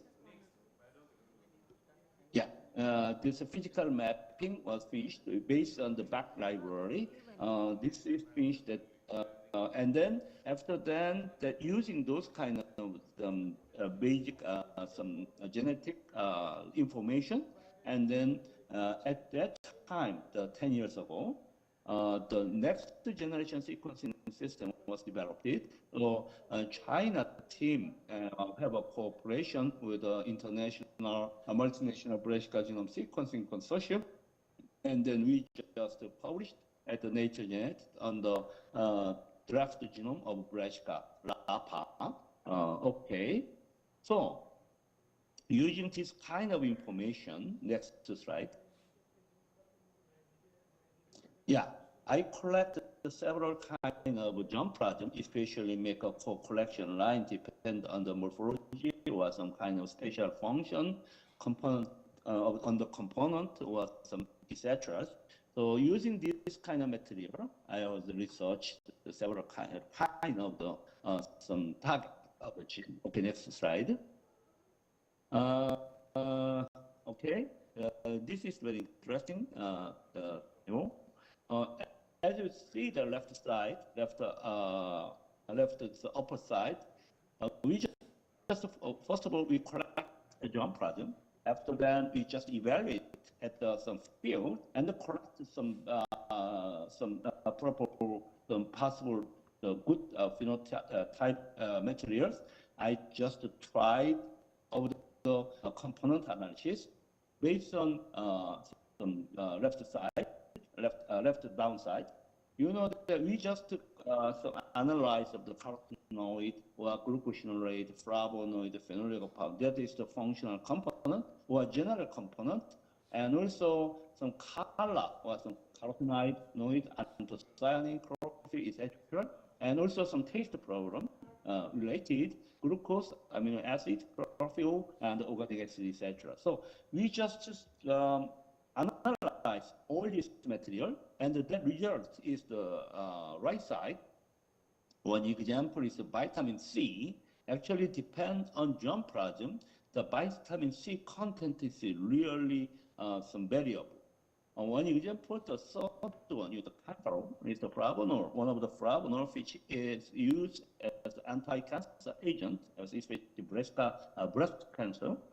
In those cases, dramatically different based on the germplasm. So we collect the high concentration, we collect some germplasm which show the high concentrate of the special component. After then, we just try to make a homozygous line using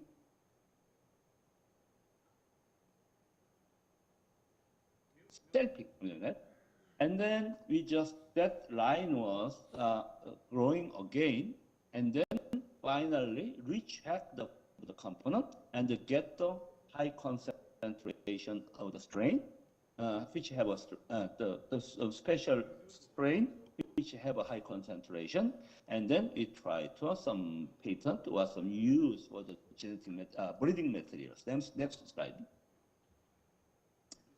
You can see here, this is the some nutrition trait. Actually, one example is the gluconaphthotine.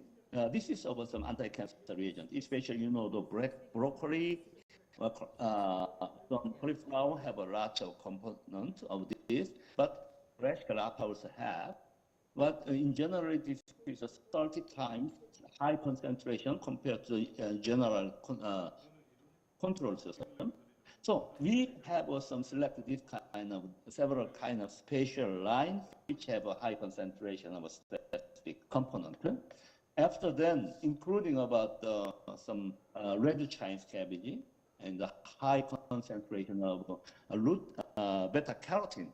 So beta carotene high, some Chinese cabbage such as like that. And in the case of the red Chinese cabbage, which have a high concentration of the anthocyanin, was we tried the clinical experiment, and we know that have some function of some reduction of inflammation disease, etc. So depend on the all kind of, as in all kind of crops, they have some special function. So we collect them. How can we growing good condition? That's very important. Next slide. So next step is this kind of very good. Okay, this is already commercialized, such as like the red anthocyanin Chinese cabbage is developed by the Guannong Seed Company, was the beta carotene. That's the 100 times higher concentration of the beta carotene compared to controls. It was developed the Shinong, and this is lycopene-rich Chinese cabbage, etc. So we collected that kind of so many kind of functional, so many kind of special line which have a functional, several kind of functional component, and then we have some kind of library, those kind of thing. Okay, next slide. After that, this one should be growing at the some produced of standard high functional variety using plant factory. So next slide. You can see in this case, next slide, please. Okay. This is a history of the some kind of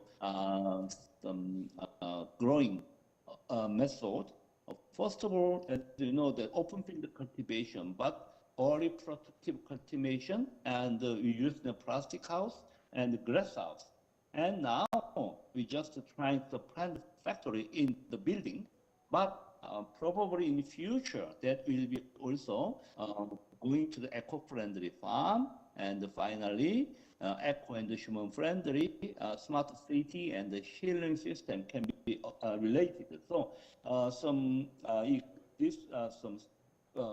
growing system is going to also go to the some human being or some eco and human-friendly smart city and healing systems.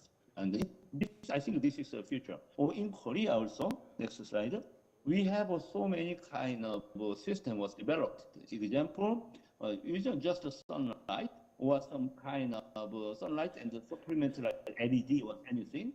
This is a trolley system. So this kind of system is moving by themselves. So very compact, and then human some worker is to stay one side and moving, and we can have working and some harvest and seedling, all kind of things. Also, so many kind of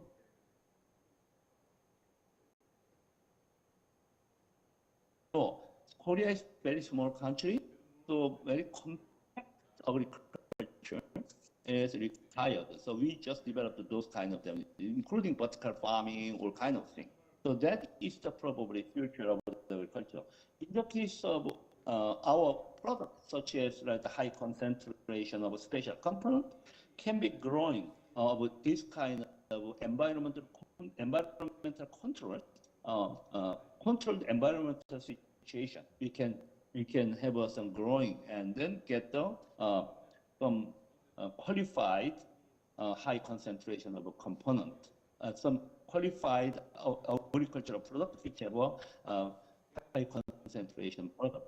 Next slide, please. Finally, we should make finally we should enter going to the some food company, and they will make, or some we just go to the retail shop, and some customer can use this kind of product. Next slide.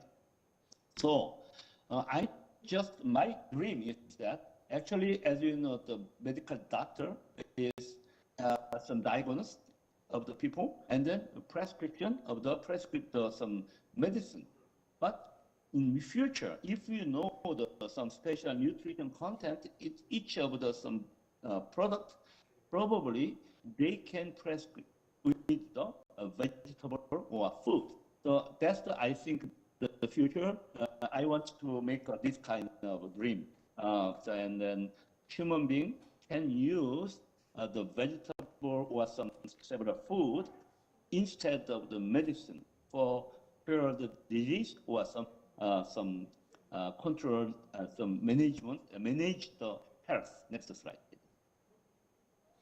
One of the example of this, actually, we can have some sequencing of the human being, and then depends on sequence data and their human some nutrition information, some genetics, and the dietitian and chef make every day the personalized food and the support diet, personal diet to support the human. But in this case, problem is that what kind of the agricultural product can be used.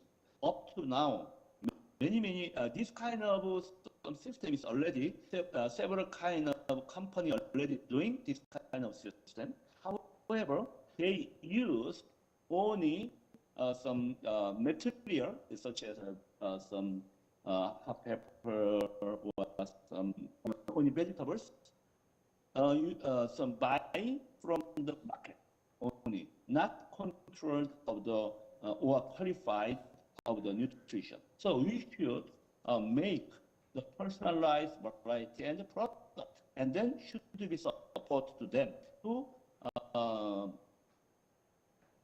complete the diet, personal diet system.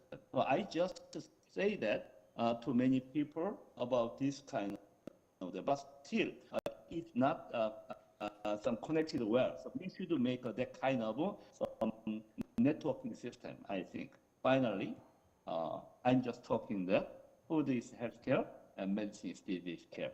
So in the future, we just, the agriculture, especially our food, will be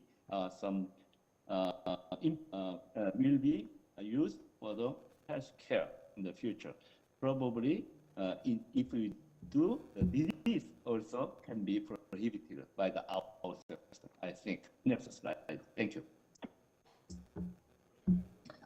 Finally, we just have some international phytometabiomics and nutrition consortium and the plant and animal genome meeting at San Diego. Actually, this one is probably Dr. Chita Cole and I have a some organizer about these two sessions. So this time, every year we have this consortium, and many people please interesting. If it's interesting, please be involved with these consortiums. Okay, thank you so much. Thank you so much, sir, for your interesting and important speech. Is there any question? Yes. Sir, you take one question from our house. Yep. Hello, Professor Lim. Good evening. Yeah, are you? Thank you for joining in Bioeconomy 2023 and delivering this excellent speech. And you identify my person on the left.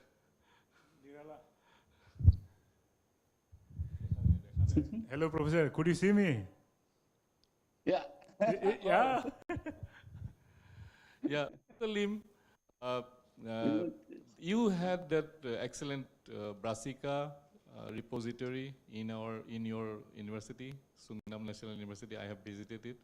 So now, how many total collections there? This is more than a question, actually. Some information I forgot. That Brassica repository, you built with big effort.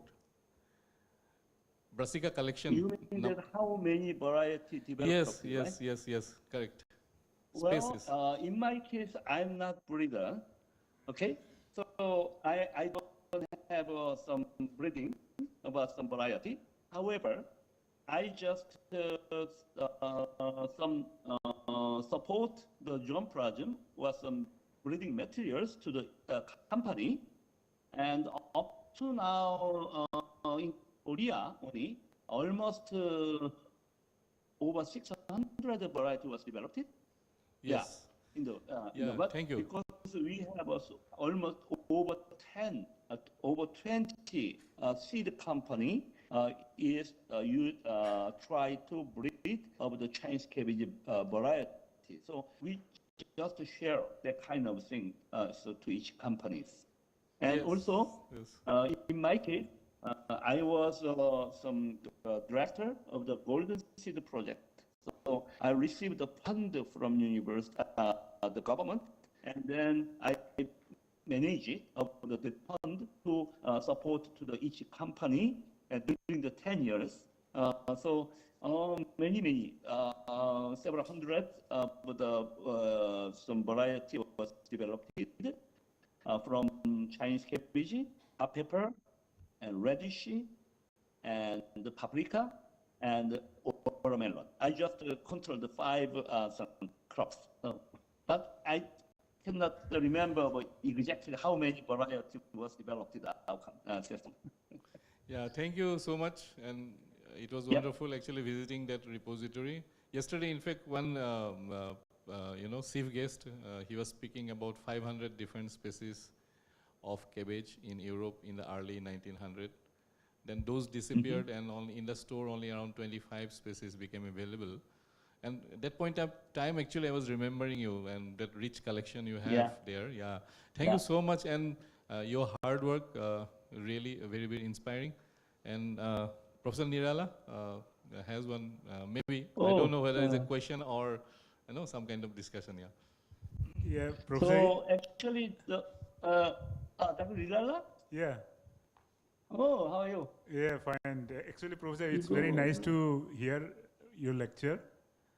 And I'm very happy that you still keep my photo there in your slide. Yes. Okay. Yeah. So during my time, your collection was over 6,000, I think, that if I remember. And thank you. My question is that do you have any course for students in your current human-friendly agriculture research institute? HARI. Paul. Yeah.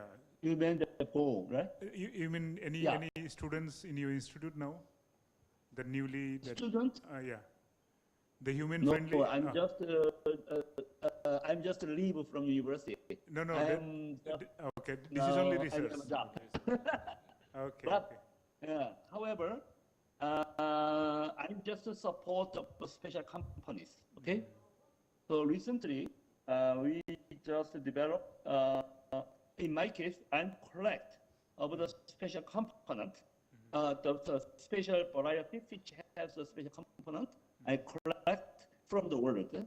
So, example, Taki and Sakata will support whole of the some phyto-rich variety. We just make a collection of all of them, of course in Korea one also, and then start to growing by the farmer, and then I some connect it with the company, some kind of health, some related company or some pharmaceutical company. So I'm just networking, try to networking now. One of the example also, recently I am starting to the some control the manage about the Vietnam agriculture system. So I'm just consulting just now, and China also I'm just consulting. But in the case of Vietnam, I'm just try to make some big some agricultural product system at the highland system. So as you know, strawberry or Chinese cabbage, that is growing the highland, right? So we just have a cooperation, so MOU with the Vietnam National University, and also the Quebec University and the Sunlight area, that is the highland area. So we starting to the government. I just make some related with the government, the funding, and then I'm just going to some support them. That's the investigate, right? That is the very big now system. I'm just talking about primer of the Ministry of Science, Ministry of Agriculture, and also some kind of special several companies related with them. One example, such as like that, I think India also will be possible to looking for that of a special production of the phytochemical system. One of the example is the marigold.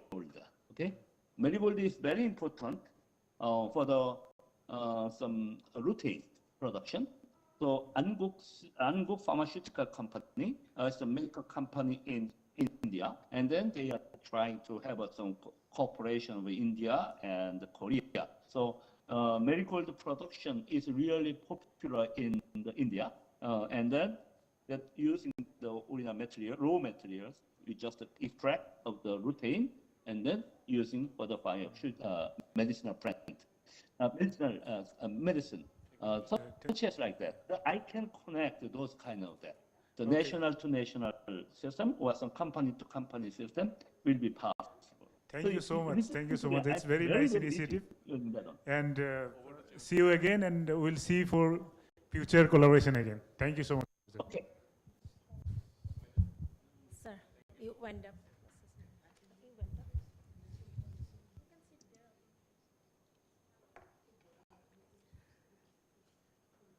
Yeah, good afternoon everyone once again. In fact, this was a very interesting session on this Global Bioeconomy Network 2. We had 4 speakers and individual highlighted on different perspectives of the bioeconomy development. Professor Shibata from Japan, who highlighted on the bioeconomy activities in Japan. And we had Dr. Bernard, who gave a broad perspectives on the transformative bioeconomy. And we heard from Professor Lim on the new paradigm on the future agriculture, human-friendly agriculture. And in fact, I gave it highlights on the bioresources of India, specifically the northeastern region of the country. So we had a very good, interesting session. Now we are at the end of the event, as because we are running a bit short of time. So I'd like to thank the organizer once again for providing the opportunity to talk over here and to chair this session. And I'm sure that this will bring to a long way on developing the bioeconomy, specifically from the bioresources at large. Thank you.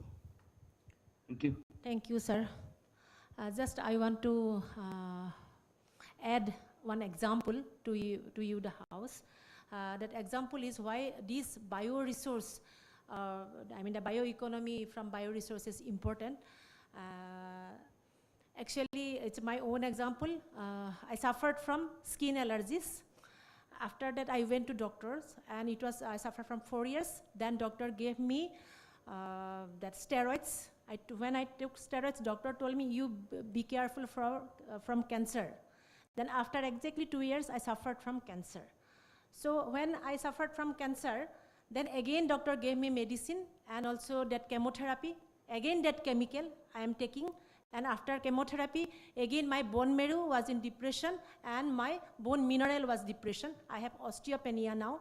This is the life example why this management of bioresources is important to all of us. Not only the bioresources, we need the natural agriculture. At the same time, we need the natural way of life and traditional way of life. We have to go back to the natural ecosystem, then only all human beings, we can survive in this world. Otherwise, you know, Northeast is a pocket, particularly Meghalaya is the pocket of cancer. So we have to be very much aware of it. Thank you. Thank you, madam, and really very inspiring.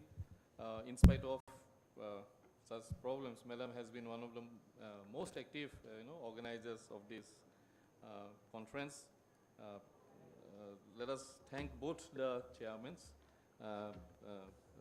Professor Pulak Mukherjee and Madam Professor Sapnali Bora, for the excellent, conduct of this particular session.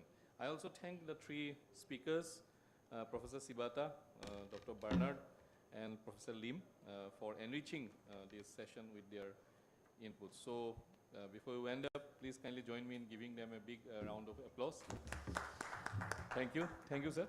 Without losing much time, actually tea is being served outside, but there is no tea break. Whoever want to take some tea, please kindly help yourself and then re-enter this room. I now call upon the coordinator of the next session, Soil Ecosystem Services in Circular Bioeconomy, Sakshi Bagyal, to be ready. And I request the WebEx team to check whether the speakers are connected online. So we have roughly around 1, 2, 3, 4 offline presentations and equal number of online presentations, but we are not sure how many are present. Now I call upon the joint chairpersons of this session, Dr. Kabiri Mahanta, and then Professor Sanjay Sami, to come over to the dais. Yeah.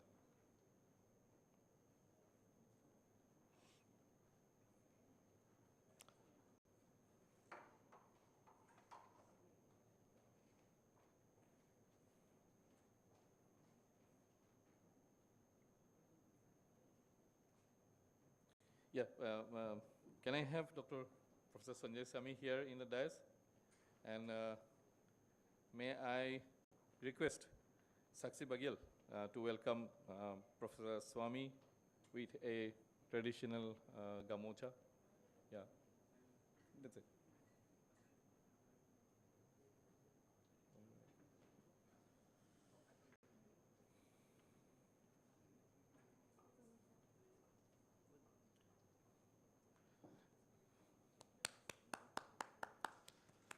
Thank you. So after this session, we will have the valedictory. I request all of you to be present for the valedictory. We'll be declaring the awards. I now request Sakshi to welcome Kabiri madam. So now, there are two speeches by Kabiri madam itself and Swami sir. Probably they can also wind up, kind of summarize their lectures as part of their address as joint chairpersons. And probably the first speaker would be Professor Mukul Chandra Kalita. I now hand over this schedule to Professor Sami to conduct the business. Thank you.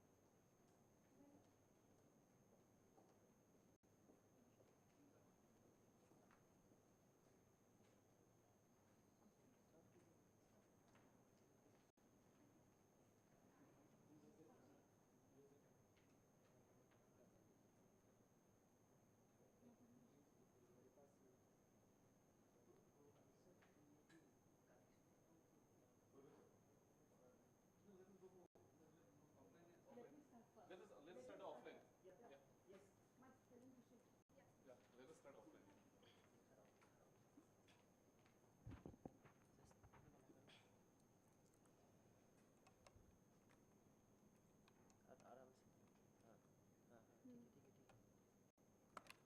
उल्टा हो जाएगा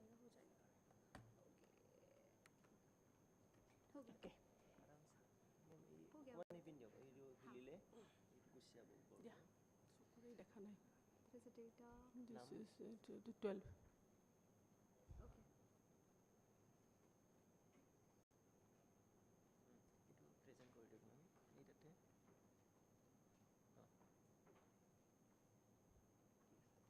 yes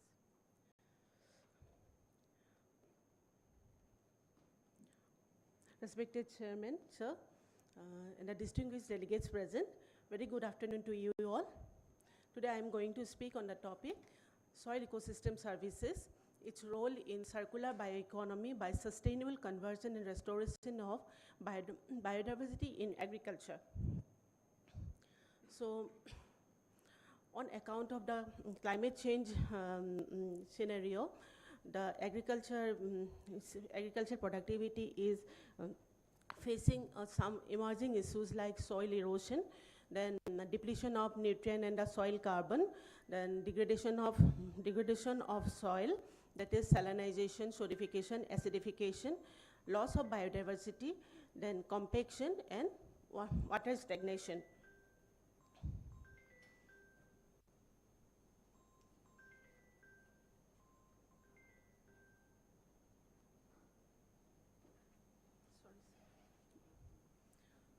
So we know that the soil environment is a system that is the complex biological community that provide essential services towards the sustainable functioning of all ecosystems.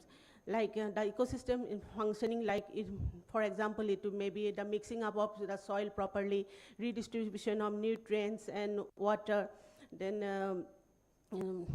soil carbon buildup, nutrient recycling, etc. So the soil organisms, they have definitely some impacts on the land productivity, which can be grouped into two. First one is that the soil organisms, they have direct impact on the soil crop yield by some group of specific organisms, like the most relevant example is the biofertilizers. The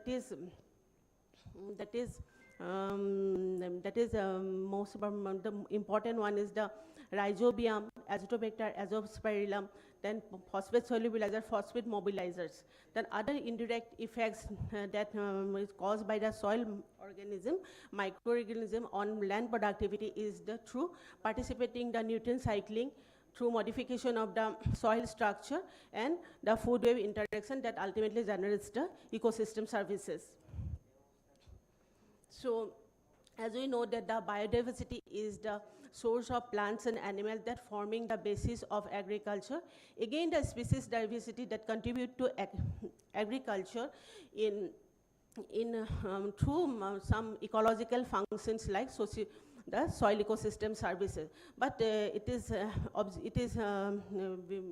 seen that the biodiversity is declining at an alarming rate due to the change in the climate situation and during the changing pattern of the land use pattern, that is conversion of the native land to the agricultural land, and mostly the pollution, which is actually affecting the soil flora and fauna in our ecosystems.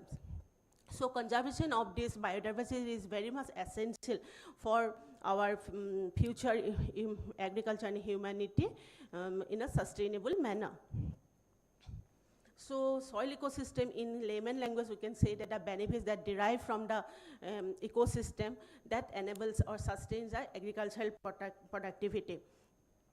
And all of we know that the ecosystem services that can be grouped into 4, and these ecosystem services, they are underpinned by the biodiversity that provides the ecosystem services that maintain the conditions necessary for the life on Earth.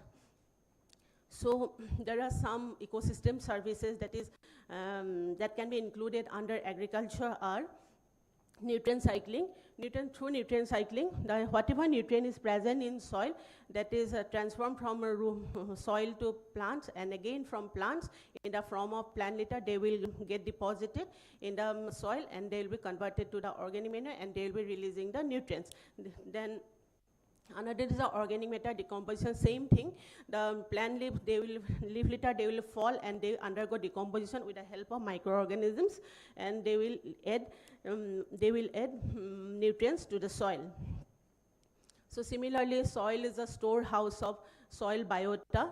Several forms of microflora and microfauna are they get inhabited in the soil system. So as organisms, they involve in the soil organic carbon formation and the nutrient cycling. So they have a definite role in the soil health, maintaining the soil health by favoring the soil structure, then retaining moisture and the nutrients, and then carbon buildup in the soil. So integrated pest management is another ecosystem services that can be of great use for our agricultural system. The maintaining water quality, waste management, if whatever waste is generated, if they managed in an eco-friendly way, that can be easily reused and recycled. So the plants, if we go for planting trees, then they have definite impact on the erosion control, and they will regulate the surface water flow, and they will moreover it will help in the percolation of water to the soil system. Another ecosystem services in agriculture is a very common one, is the carbon sequestration. It takes place in the 2 ways. In the above ground situation, carbon buildup is taking place through the process of photosynthesis, and the below ground, it is taking place through the microbially, through our decomposition of organic matter. So another ecosystem services in agriculture is the pollination. There's a pollinators, because the pollinators, they maintain the diversity of ecosystem by facilitating the reproduction of many plant species. So in this slide, I want to show that the undisturbed soil system, they are improving the ecosystem functioning and livelihood together with the restoration of rich biodiversity. So while going for the agricultural system, the diversity, the natural diversity is declining day by day because of these are some factors who are affecting the declining of biodiversity in our ecosystem. The first one is the monoculture, because this monoculture, it has some disadvantages, because It is a vulnerability of the pest and diseases, genetic vulnerability, breaking down of genetic vulnerability, then biodiversity losses. While on, but in crop rotation, such disadvantages are not present. But if there is a reduction of this crop rotation in our agricultural system, definitely there will be the diversity loss in our system. So intensive agriculture also lead to the declining in the biodiversity in our nature. So intensive agriculture, like use of chemicals, it will pollute the water and soil system. Then there will be definitely residue build-up in the soil, and which ultimately lead to the biodiversity loss.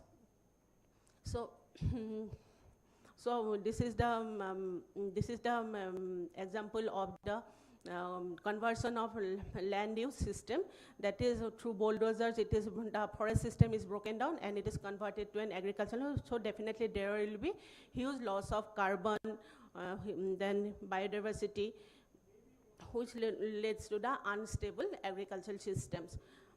And this is also wetland, conversion of wetland to our highly productive agricultural system, leading to the loss of biodiversity. Another very important factor is the climate change effect. There's and the zoom cultivation in northeastern region. Ultimately, these are different impacts of the climate change on our environment, and this is one effect of the climate change, that is by 2020, then there is the macronutrient and micronutrient deficiencies, and who knows, by 2020 another nutrient deficiency, one more nutrient deficient may be deficient in our soil. So at this point of time, we should think for such type of a sustainable system, so that our agriculture they can sustain in for our in future for our humanity and our agricultural productivity. So circular agriculture focuses on using a minimal amounts of external inputs, closing nutrient loops, regenerating soil with, and minimizing the impacts of the environment. So there are some agricultural practices for sustainable ecosystems services are, this can be used, these systems can be used as a circular agriculture for bioeconomy, that is mixed cropping. Here we have seen the different types, that is tall trees growing with some vegetable crops, which facilitate the proper utilization of the nutrient, water, and the sunlight. So another is the organic farming. Organic farming, as we know, everybody is knowing that the organic farming, it helps to maintain the health, soil health, biodiversity, sustainability of the environment. Another is the integrated pest management. So it ensures the integrated pest management is nothing but it's a combined use of the physical, cultural, biological, and chemical pest control measures that ensures the healthy plants and improve yields for the farmers ensure. The use of biofertilizer is another one of the scope for maintaining the, for one of the aspect of circular agriculture in near future. So another these types of another practices like cover cropping, intercropping, mixed cropping, crop rotation, they are a good source of bioagriculture in the future, as there is a proper land management, proper nutrient and water management, as more, and it will give to a higher income to the farmers. Another impact is the our waste management through 3R principles, and which will definitely have impact on our environmental pollution. Another is the conservation agriculture, that is the tillage. No tillage or minimum tillage is coming up slowly in our thing, that there will be less resource, requirement of less resources, that is labor and cost reduction, because no labor is utilizing, no weed control measures, as it is the straw and the stubbles are retained on the soil, then there will be definitely the weed control measures will be there, and weed control, pest and disease control will be possible. So another dynamic aspects of this circular bioeconomy in agriculture is the agroforestry, which is the combined planting of the trees, crops, and animals. As well, and this agroforestry definitely it will benefit the soil biologically, physically, and chemically. So the way ahead is a shift to circular agriculture should not be seen as a return to the past particle, but rather as a way to farm with nature while actively making use of scientific advances, innovations, and new technologies. Thank you so much.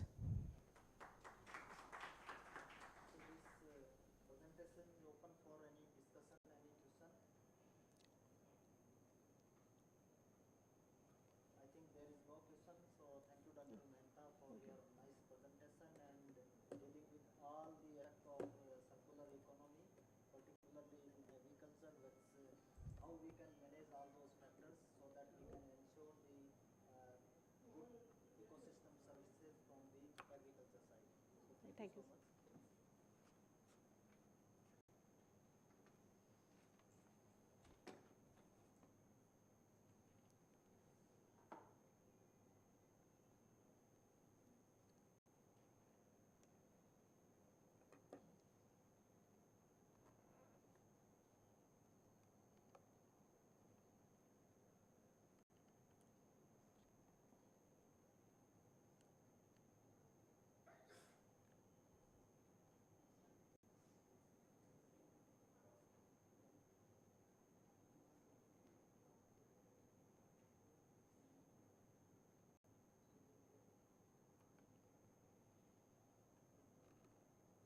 So very good afternoon to everyone present in this hall.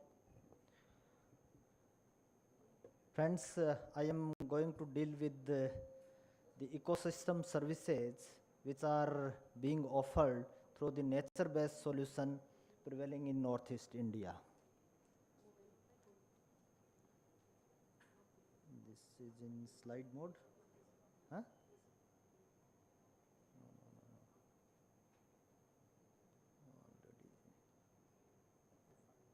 It is in slideshow mode or not?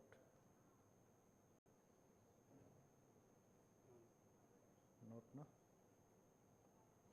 Where it is?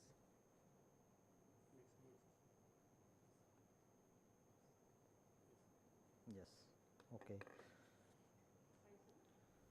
So this is my sequence of presentation. I will deal with the ecosystem services, what actually these are, and then coming to the soil ecosystem services which are related to the specific soil properties, and then I will just throw some light on the nature-based solution, what actually these are, and some of the nature-based solution practices which are being practiced in the Northeast India, like jabo farming, alder-based farming system, and boom farming system in Northeast India, and how these systems are providing ecosystem goods and services.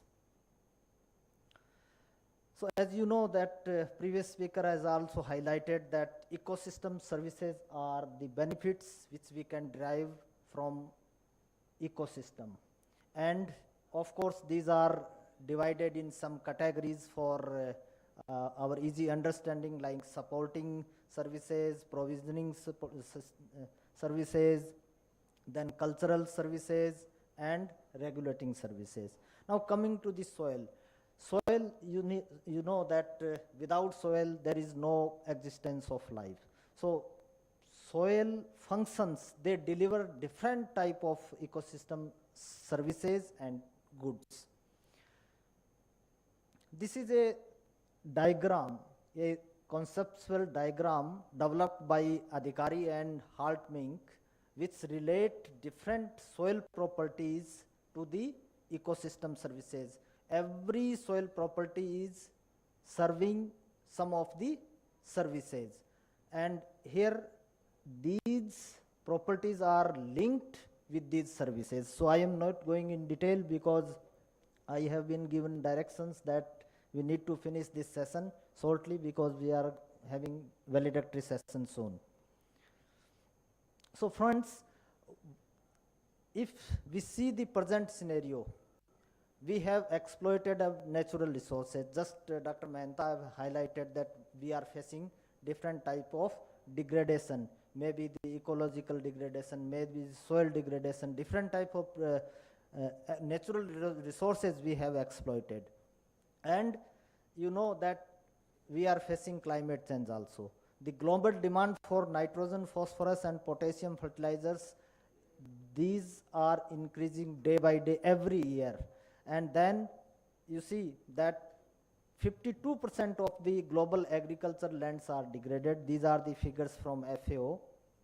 Likewise, the soil organic carbon content is also decreasing day by day in Indian context and overall global context. So these are some of the challenges which already Dr. Mehta has highlighted, that we are facing the factor productivity declination, this mining of nutrients, multi-nutrient deficiency, degradation of soil, decrease in soil organic carbon, then sinking farm productivity, nutritional insecurity, decrease in biodiversity, and of course climate and environmental problems. Yes, yes sir, please. So in my opinion, the solution is only the nature-based solution, and these are the new, not the new techniques, but these are the old techniques, but earlier we are calling in different names like climate smart farming, conservation agriculture.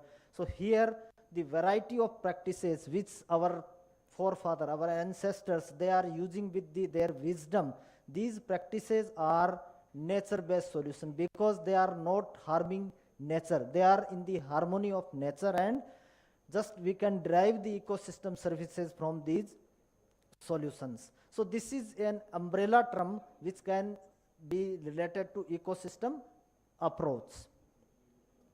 And in nutshell, we can say that these are the actions to address our societal challenge through the protection, sustainable management, and restoration of ecosystem, benefiting both biodiversity as well as human well-being.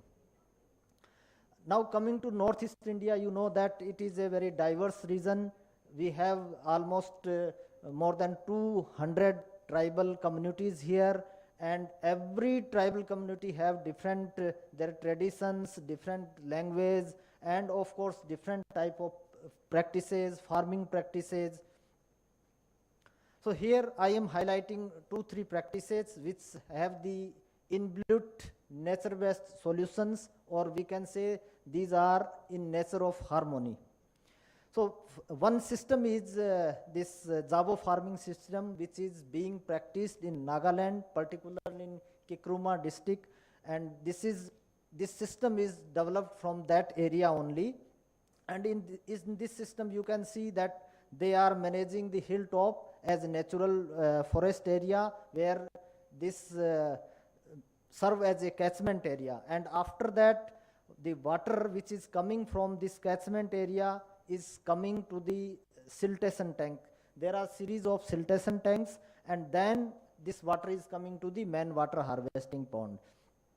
Below this there is some animal shed, and after that there is some kind of vegetable and fruit plants cultivation, and below this is the paddy field where they are mixing the paddy cum fish cultivation practices. So whenever the rainwater is coming, every drop is conserved, and of course they also means utilize the silt which is being collected in the siltation tank for the paddy field, so that because it is fertile soil, so that is also serving as the fertile soil as a nutrient source. These are some of the pictures that how nowadays they are constructing the pakka siltation tank and water harvesting tank, and we have already interacted with some of the farmers which are using this system very nicely. And I mean to say that every soil is being conserved. There is no soil erosion, no soil loss, no soil degradation. Likewise, every drop of water is being utilized. And on the top of this forest area, every area is divided and related to some of the farmers. Every channel which is coming to the fields, which is coming to the water harvesting tank, is also assigned to some specific farmer, and they have the moral duty to preserve those systems and take care of this natural forest area. And of course, these are some of the details about this Zabo farming system. Here we have also tried to see the soil quality index, that what actually farmers, how these system are managing, and over the period how the soil quality or soil fertility is being impacted. So we have collected soil samples from different locations of Nagaland, and this is the soil quality index, which relates that the soil quality of this Zabo farming system is better than the natural forest, because nutrients are dissolved there and they are coming downwards. Then the next is elder-based farming system. Here this is also being practiced in Nagaland, and here they are growing the elder tree because this is the nitrogen fixing tree. So it is just, you can say, the recycling of atmospheric nitrogen. Then even the burning of these twigs, when they polarized it, this is also adding nutrients to the soil. So this nutrient recycling is taking place. Then this elder is having very good root system. So it is just serving as a binding agent, and there is management, or you can say the control of soil erosion also. These are some of the details, that how much litter of this elder tree is dropped, and how much nutrients from these litter fall is going to add in the soil system. These are some of the effects of this various type of agroforestry system, where we have compared this elder-based system also. These again some comparison with the other agroforestry systems. Here this MBC, and then this particulate organic carbon, all these parameters we have compared and found at par or good in the elder-based farming system. Then one another farming system which is being practiced in Meghalaya is the Boon farming system. It is the modified system or modified form of shifting cultivation. Here the series of raised beds are being constructed, but initially what they do, instead of burning the whole selected area, they are selecting, they are just collecting the weed or some bushes or shrubs, then they are just piling it in the form of heaps, and above that they are putting the soil, and then they are partially burning this phytobiomass. That ultimately is the process of this preparation of biochar.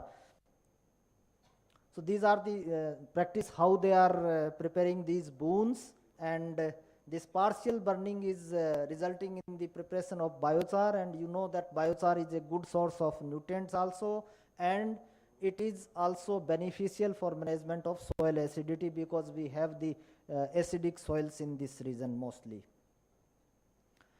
Here these are the different yield of first year and second year, and it is being compared with the zoom cultivation, how this boon system is beneficial in comparison to shifting cultivation, that I want to show here. In the same, here I have compared the soil properties in the both two systems, shifting cultivation as well as in boon system, and this boon system is very much you can say the effective in conserving soil and improving soil properties. This is the soil loss in different farming system, and you can see that in shifting cultivation the soil loss ton per hectare per year is quite high in comparison to boon system and other farming systems also. So in conclusion, I want to say that these nature-based solutions have the inbuilt preservation of natural resources. So these ecosystem services which we are getting through nature-based solutions are really beneficial for nutrient recycling, enriching and restoring soil, because these are being practiced since the ages, and still farmers are getting very good yield and maintaining the soil quality. And of course, they are protecting the food and nutrition, they are ensuring the food and nutrition security also, preserving biodiversity, and they are the solutions against climate problems.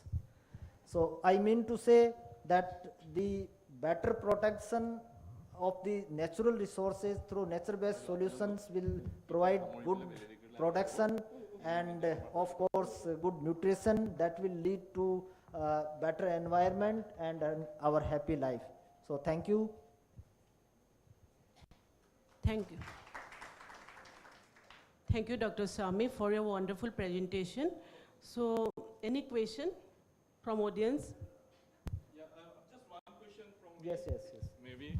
No, that particular farming system you described in Nagaland, very interesting. So, so many different communities and so many different geographies. So, any idea maybe other similar kinds of Yes, or in, diverse kinds of agriculture yeah, in systems Arunachal which you are Pradesh, telling one us nature. Apatani system is there. Yeah, the Apatani Yeah. system, that rice and fish based, Yeah, right? rice fish system is there. Yeah, So right. because of time So constraint. some just simple number, I mean. Yes. Currently, how many systems known? No, there are so many systems, Right. but these are some of the important systems. You know, every area has specific cultural Correct. practices. Correct. So And related to they soil are, and water. They are all, I mean, kind of traditional, sustainable Yes, systems in yes. a way. Yeah. Thank Yeah, you. Thank you. yeah.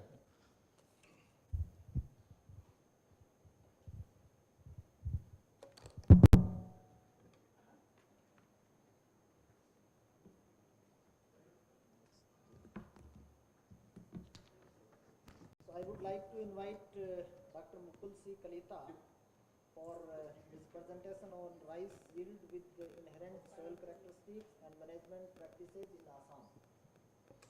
Dr. Kalita, please.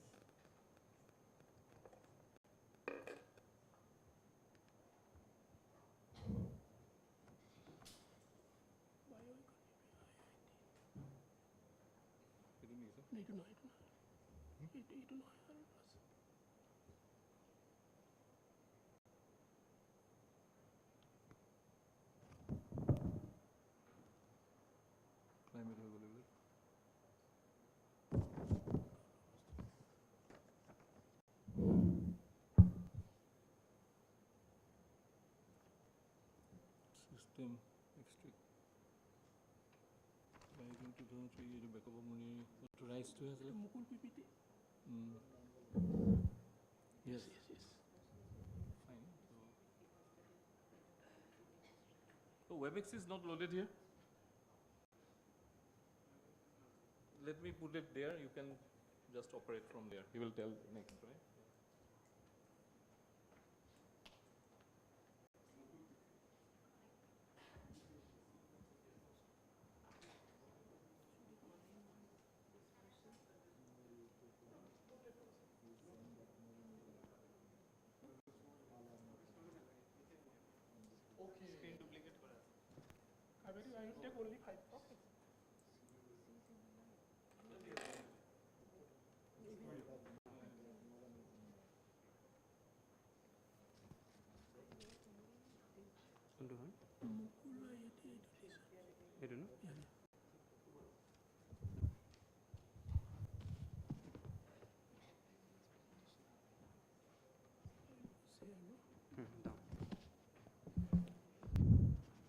Respected chairperson and co-chairperson and delegates and student friends. I am Dr. M.C. Kolita, Principal Scientist from Assam Agricultural University, and I have conducted one experiment nearby area that is in Boko, and the topic of my paper is rice yield with inherent soil characteristics and management practices in Assam. So this is the experimental size block is Boko. The latitude is 25 degree 97 minutes and longitude is 91 degree 24 minutes east, and altitude is 66 meter mean sea level. Total nitrogen is medium to high, available nitrogen is medium, Available PTO5 is low to medium, and available KTO is high. pH is in between 4.8 to 5.6. Groundwater table is more than 2.0 meter during Rabi season, and date of sowing sometimes in the end of May, and transplanted in June, harvested in October, and the rice variety I have used was Ranjit. But in this aspect, what happens, I have collected the soil samples from 20 different villages of a Boko block. So these are the physico-chemical properties of the selected farmers. That is, I documented as V1, V2, V3 like this way. And this is all about the 20 blocks. And next one is the desirable plant characteristics of rice under. So shallow land, lowland, semi-deep water rice, and deep water rice. All, if you select a particular land situation, the variety selection should be different.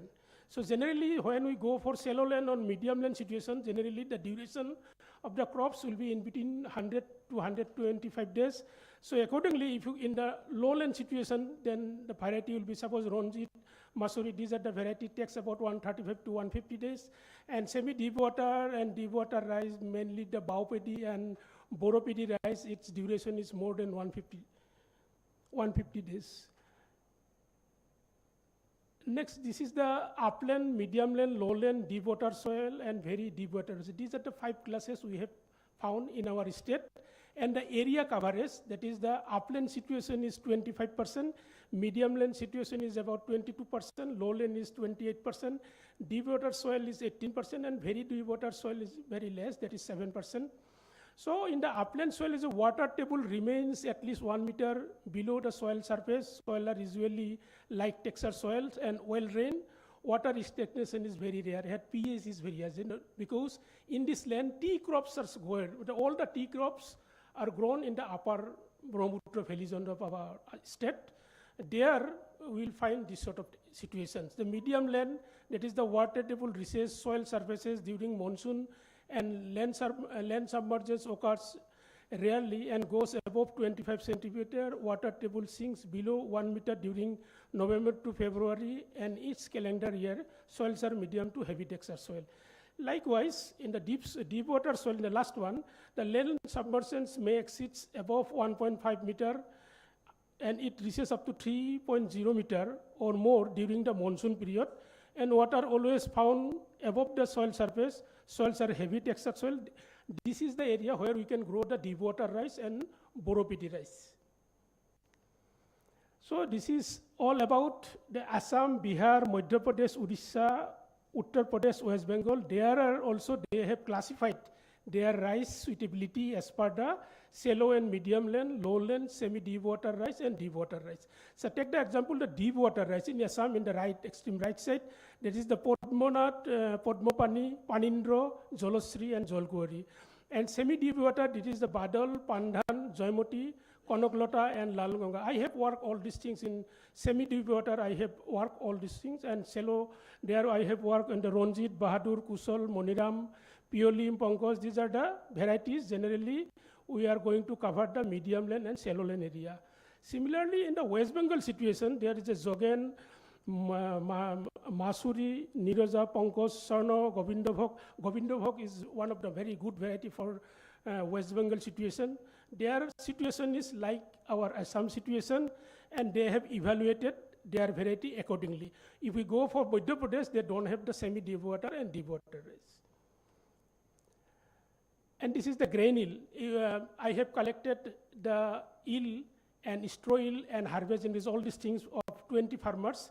So best I have found the village 18, there I have selected one variety, and there we have seen the 54.55 quintal per hectare is the grain yield, and 66.45 is the straw yield situation, and the net return is 1,19,328 point something. So yesterday, our Vice Chancellor from Assam Downtown University, Dr. N.C. Talukdar, I know him because he's quite 4 to 5 years senior than me. I was an associate professor in the Department of Economy, Jorhat at the time. I worked together with him. So what happened, rice, if you grow in our situation, it never gives any remunerative good. We won't get much profit. So if we go for basmati type of rice or fine grain rice, definitely we can have some very good result. So in the world, the highest rice production is found in which country? This is China. So their production is 145 million ton, but whereas in India, it is 125 million ton. But in Assam, our production is only 5 million ton. So this is the scenario, but China, they don't have any export quality of rice. They give more emphasis on quantity. But India is the country in the world, globally, our share is more than 40%. So we are sending to Middle East country our basmati type rice and fine grain rice. And the country India is getting as a net return very huge quantity of money. So the rice husk on rice bran, nowadays if we go in the market to purchase suppose a well, that is a rice bran well, is per liter is more than 130 rupees. So in that situation, if we go, definitely the rice straw, after harvest, we never think, don't want to go and sell it. Nowadays, the concept is coming, we are going to sell the rice straw. In many farms, they are taking nowadays. In that situation, suppose rice, straw, and rice bran, all these things togetherly, if we go, definitely, in terms of our bioeconomy, particularly in this aspect, rice will be a very remunerative crop.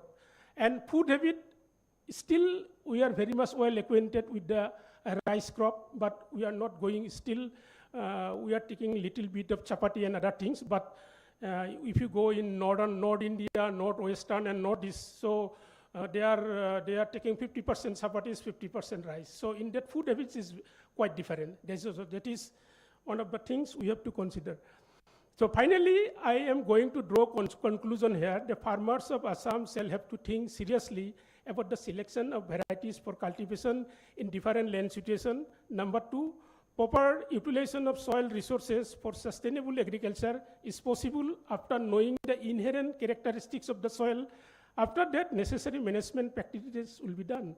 Very seriously, that our two former our experts, they have already touched their points. The inherent soil character is very, very important. If we know the things, what are the modifications is required in next time, that we can do later on. So due to the effect of the environment pollution, organic nitrogen supplements, unlike fertilizer nitrogen, do not suffer any loss in the field.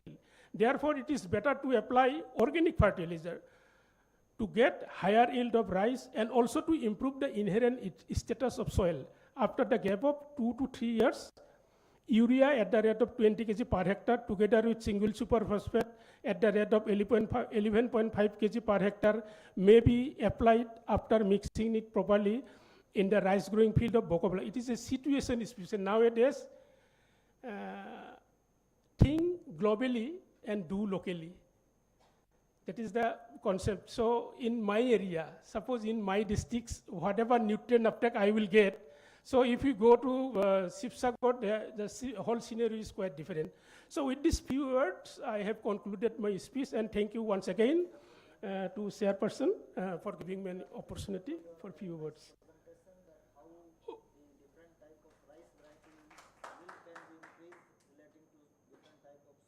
Yeah. Yes. And you are very much right that we are producing fine grain varieties, particularly basmati, which is being exported in the country. Yeah. And we must think about producing the fine grain basmati in this area. Yes, why the question is very right. Little basmati rice is not very much common in Assam. Why? Because our rainfall is very much high and relative humidity is very much high. So where basmati is coming good, if you go to western part of our country, in that situation, rice require water in the root zone and very dry climate in the upper zone, and wind velocity in between 10 to 15 kilometers per hour. In that situation, the production will be very much high. But this is, we are lagging behind. Okay, thank you, Dr. Kalita. Thank you very much. Yes. Now I would like to invite Mr. Karsankant Bora, and he is going to deliver on harnessing the bioeconomy of carbon sequestration. How this carbon can be captured and can be marketed. That he would like to highlight.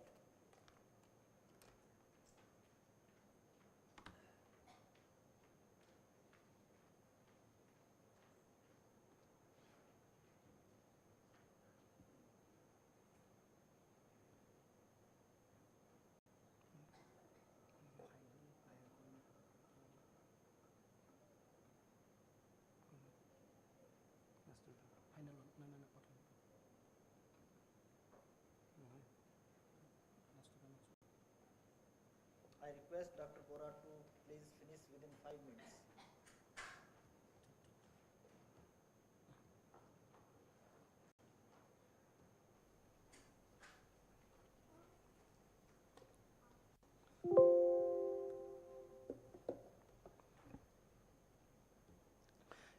Very good afternoon to Chairperson, respected Chairperson, distinguished delegates. Today, I am going to present on the topic bioeconomy and carbon sequestration. Myself, Krishnakanta Bora, I am a research scholar at Center for Environment in IIT Guwahati. I would like to give a just outline through which I will deliver my presentation. My presentation will include introduction, bioeconomy definition and scope, carbon sequestration, concept and methods, synergies between bioeconomy and carbon sequestration, policy and economic consideration. As we all know, that bioeconomy is a new economic model based on sustainable use of renewable biological resources so that we can produce our day-to-day life needs product and other industrial goods, as well as the minimization of carbon emission. After that, I would like to give an overview of carbon sequestration. Carbon sequestration is the process of capturing and storing carbon dioxide. Is a crucial element in mitigating greenhouse gas emissions and reducing atmospheric carbon levels. Principles of the circular bioeconomy are based on the following key concepts. There are so many concepts, there are so many key significance which may nourish the concept of bioeconomy. Sustainability plays a major role, as it is the use of sustainability for the renewable biological resources. Circularity, the circular bioeconomy aims to minimize waste and pollution by keeping resource in use for as long as possible. This is done through recycling, reuse, and cascading use. Innovation, the circular bioeconomy requires the development of new technologies and processes to improve the efficiency of biomass conversion and to develop new bio-based products. Collaboration, the circular bioeconomy requires collaboration between different stakeholders, including governments, business, and consumers.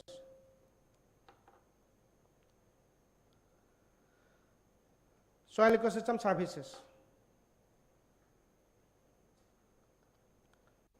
As my earlier speaker has rightly said, that without healthy soil, it is just the imagination of human life.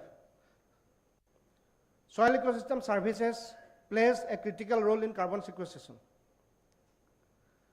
Soil may process the capturing and storing carbon dioxide from atmosphere. Soil organic matter is the largest terrestrial carbon reservoir, containing more carbon than the atmosphere and vegetation combined. Soil organic matter is made up of dead plant and animal matters, as well as the microbes that decompose it. Soil sequester carbon through two main processes. One is plant photosynthesis and another one is direct soil carbon sequestration. Benefits of carbon sequestration: reduces greenhouse gas emissions and mitigates climate change, improve air quality by reducing GHG emission, as well as the carbon sequestration may support for the reduction of emission of sulfur dioxide and nitrogen oxide. Protect ecosystems.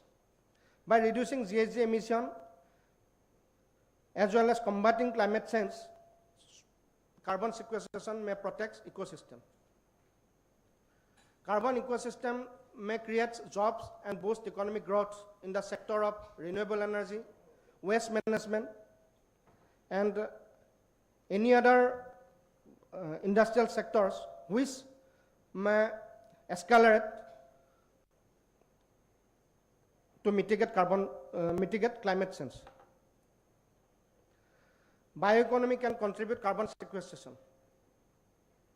Afforestation and reforestation, by planting trees and restoring the forest, bioeconomy can contribute carbon sequestration as the soil may become one of the major reservoir of atmospheric carbon dioxide. Agroforestry may enhance the capacity of carbon consumption for the soil by adapting the forest management as well as the agricultural landscaping with the other allied sector activities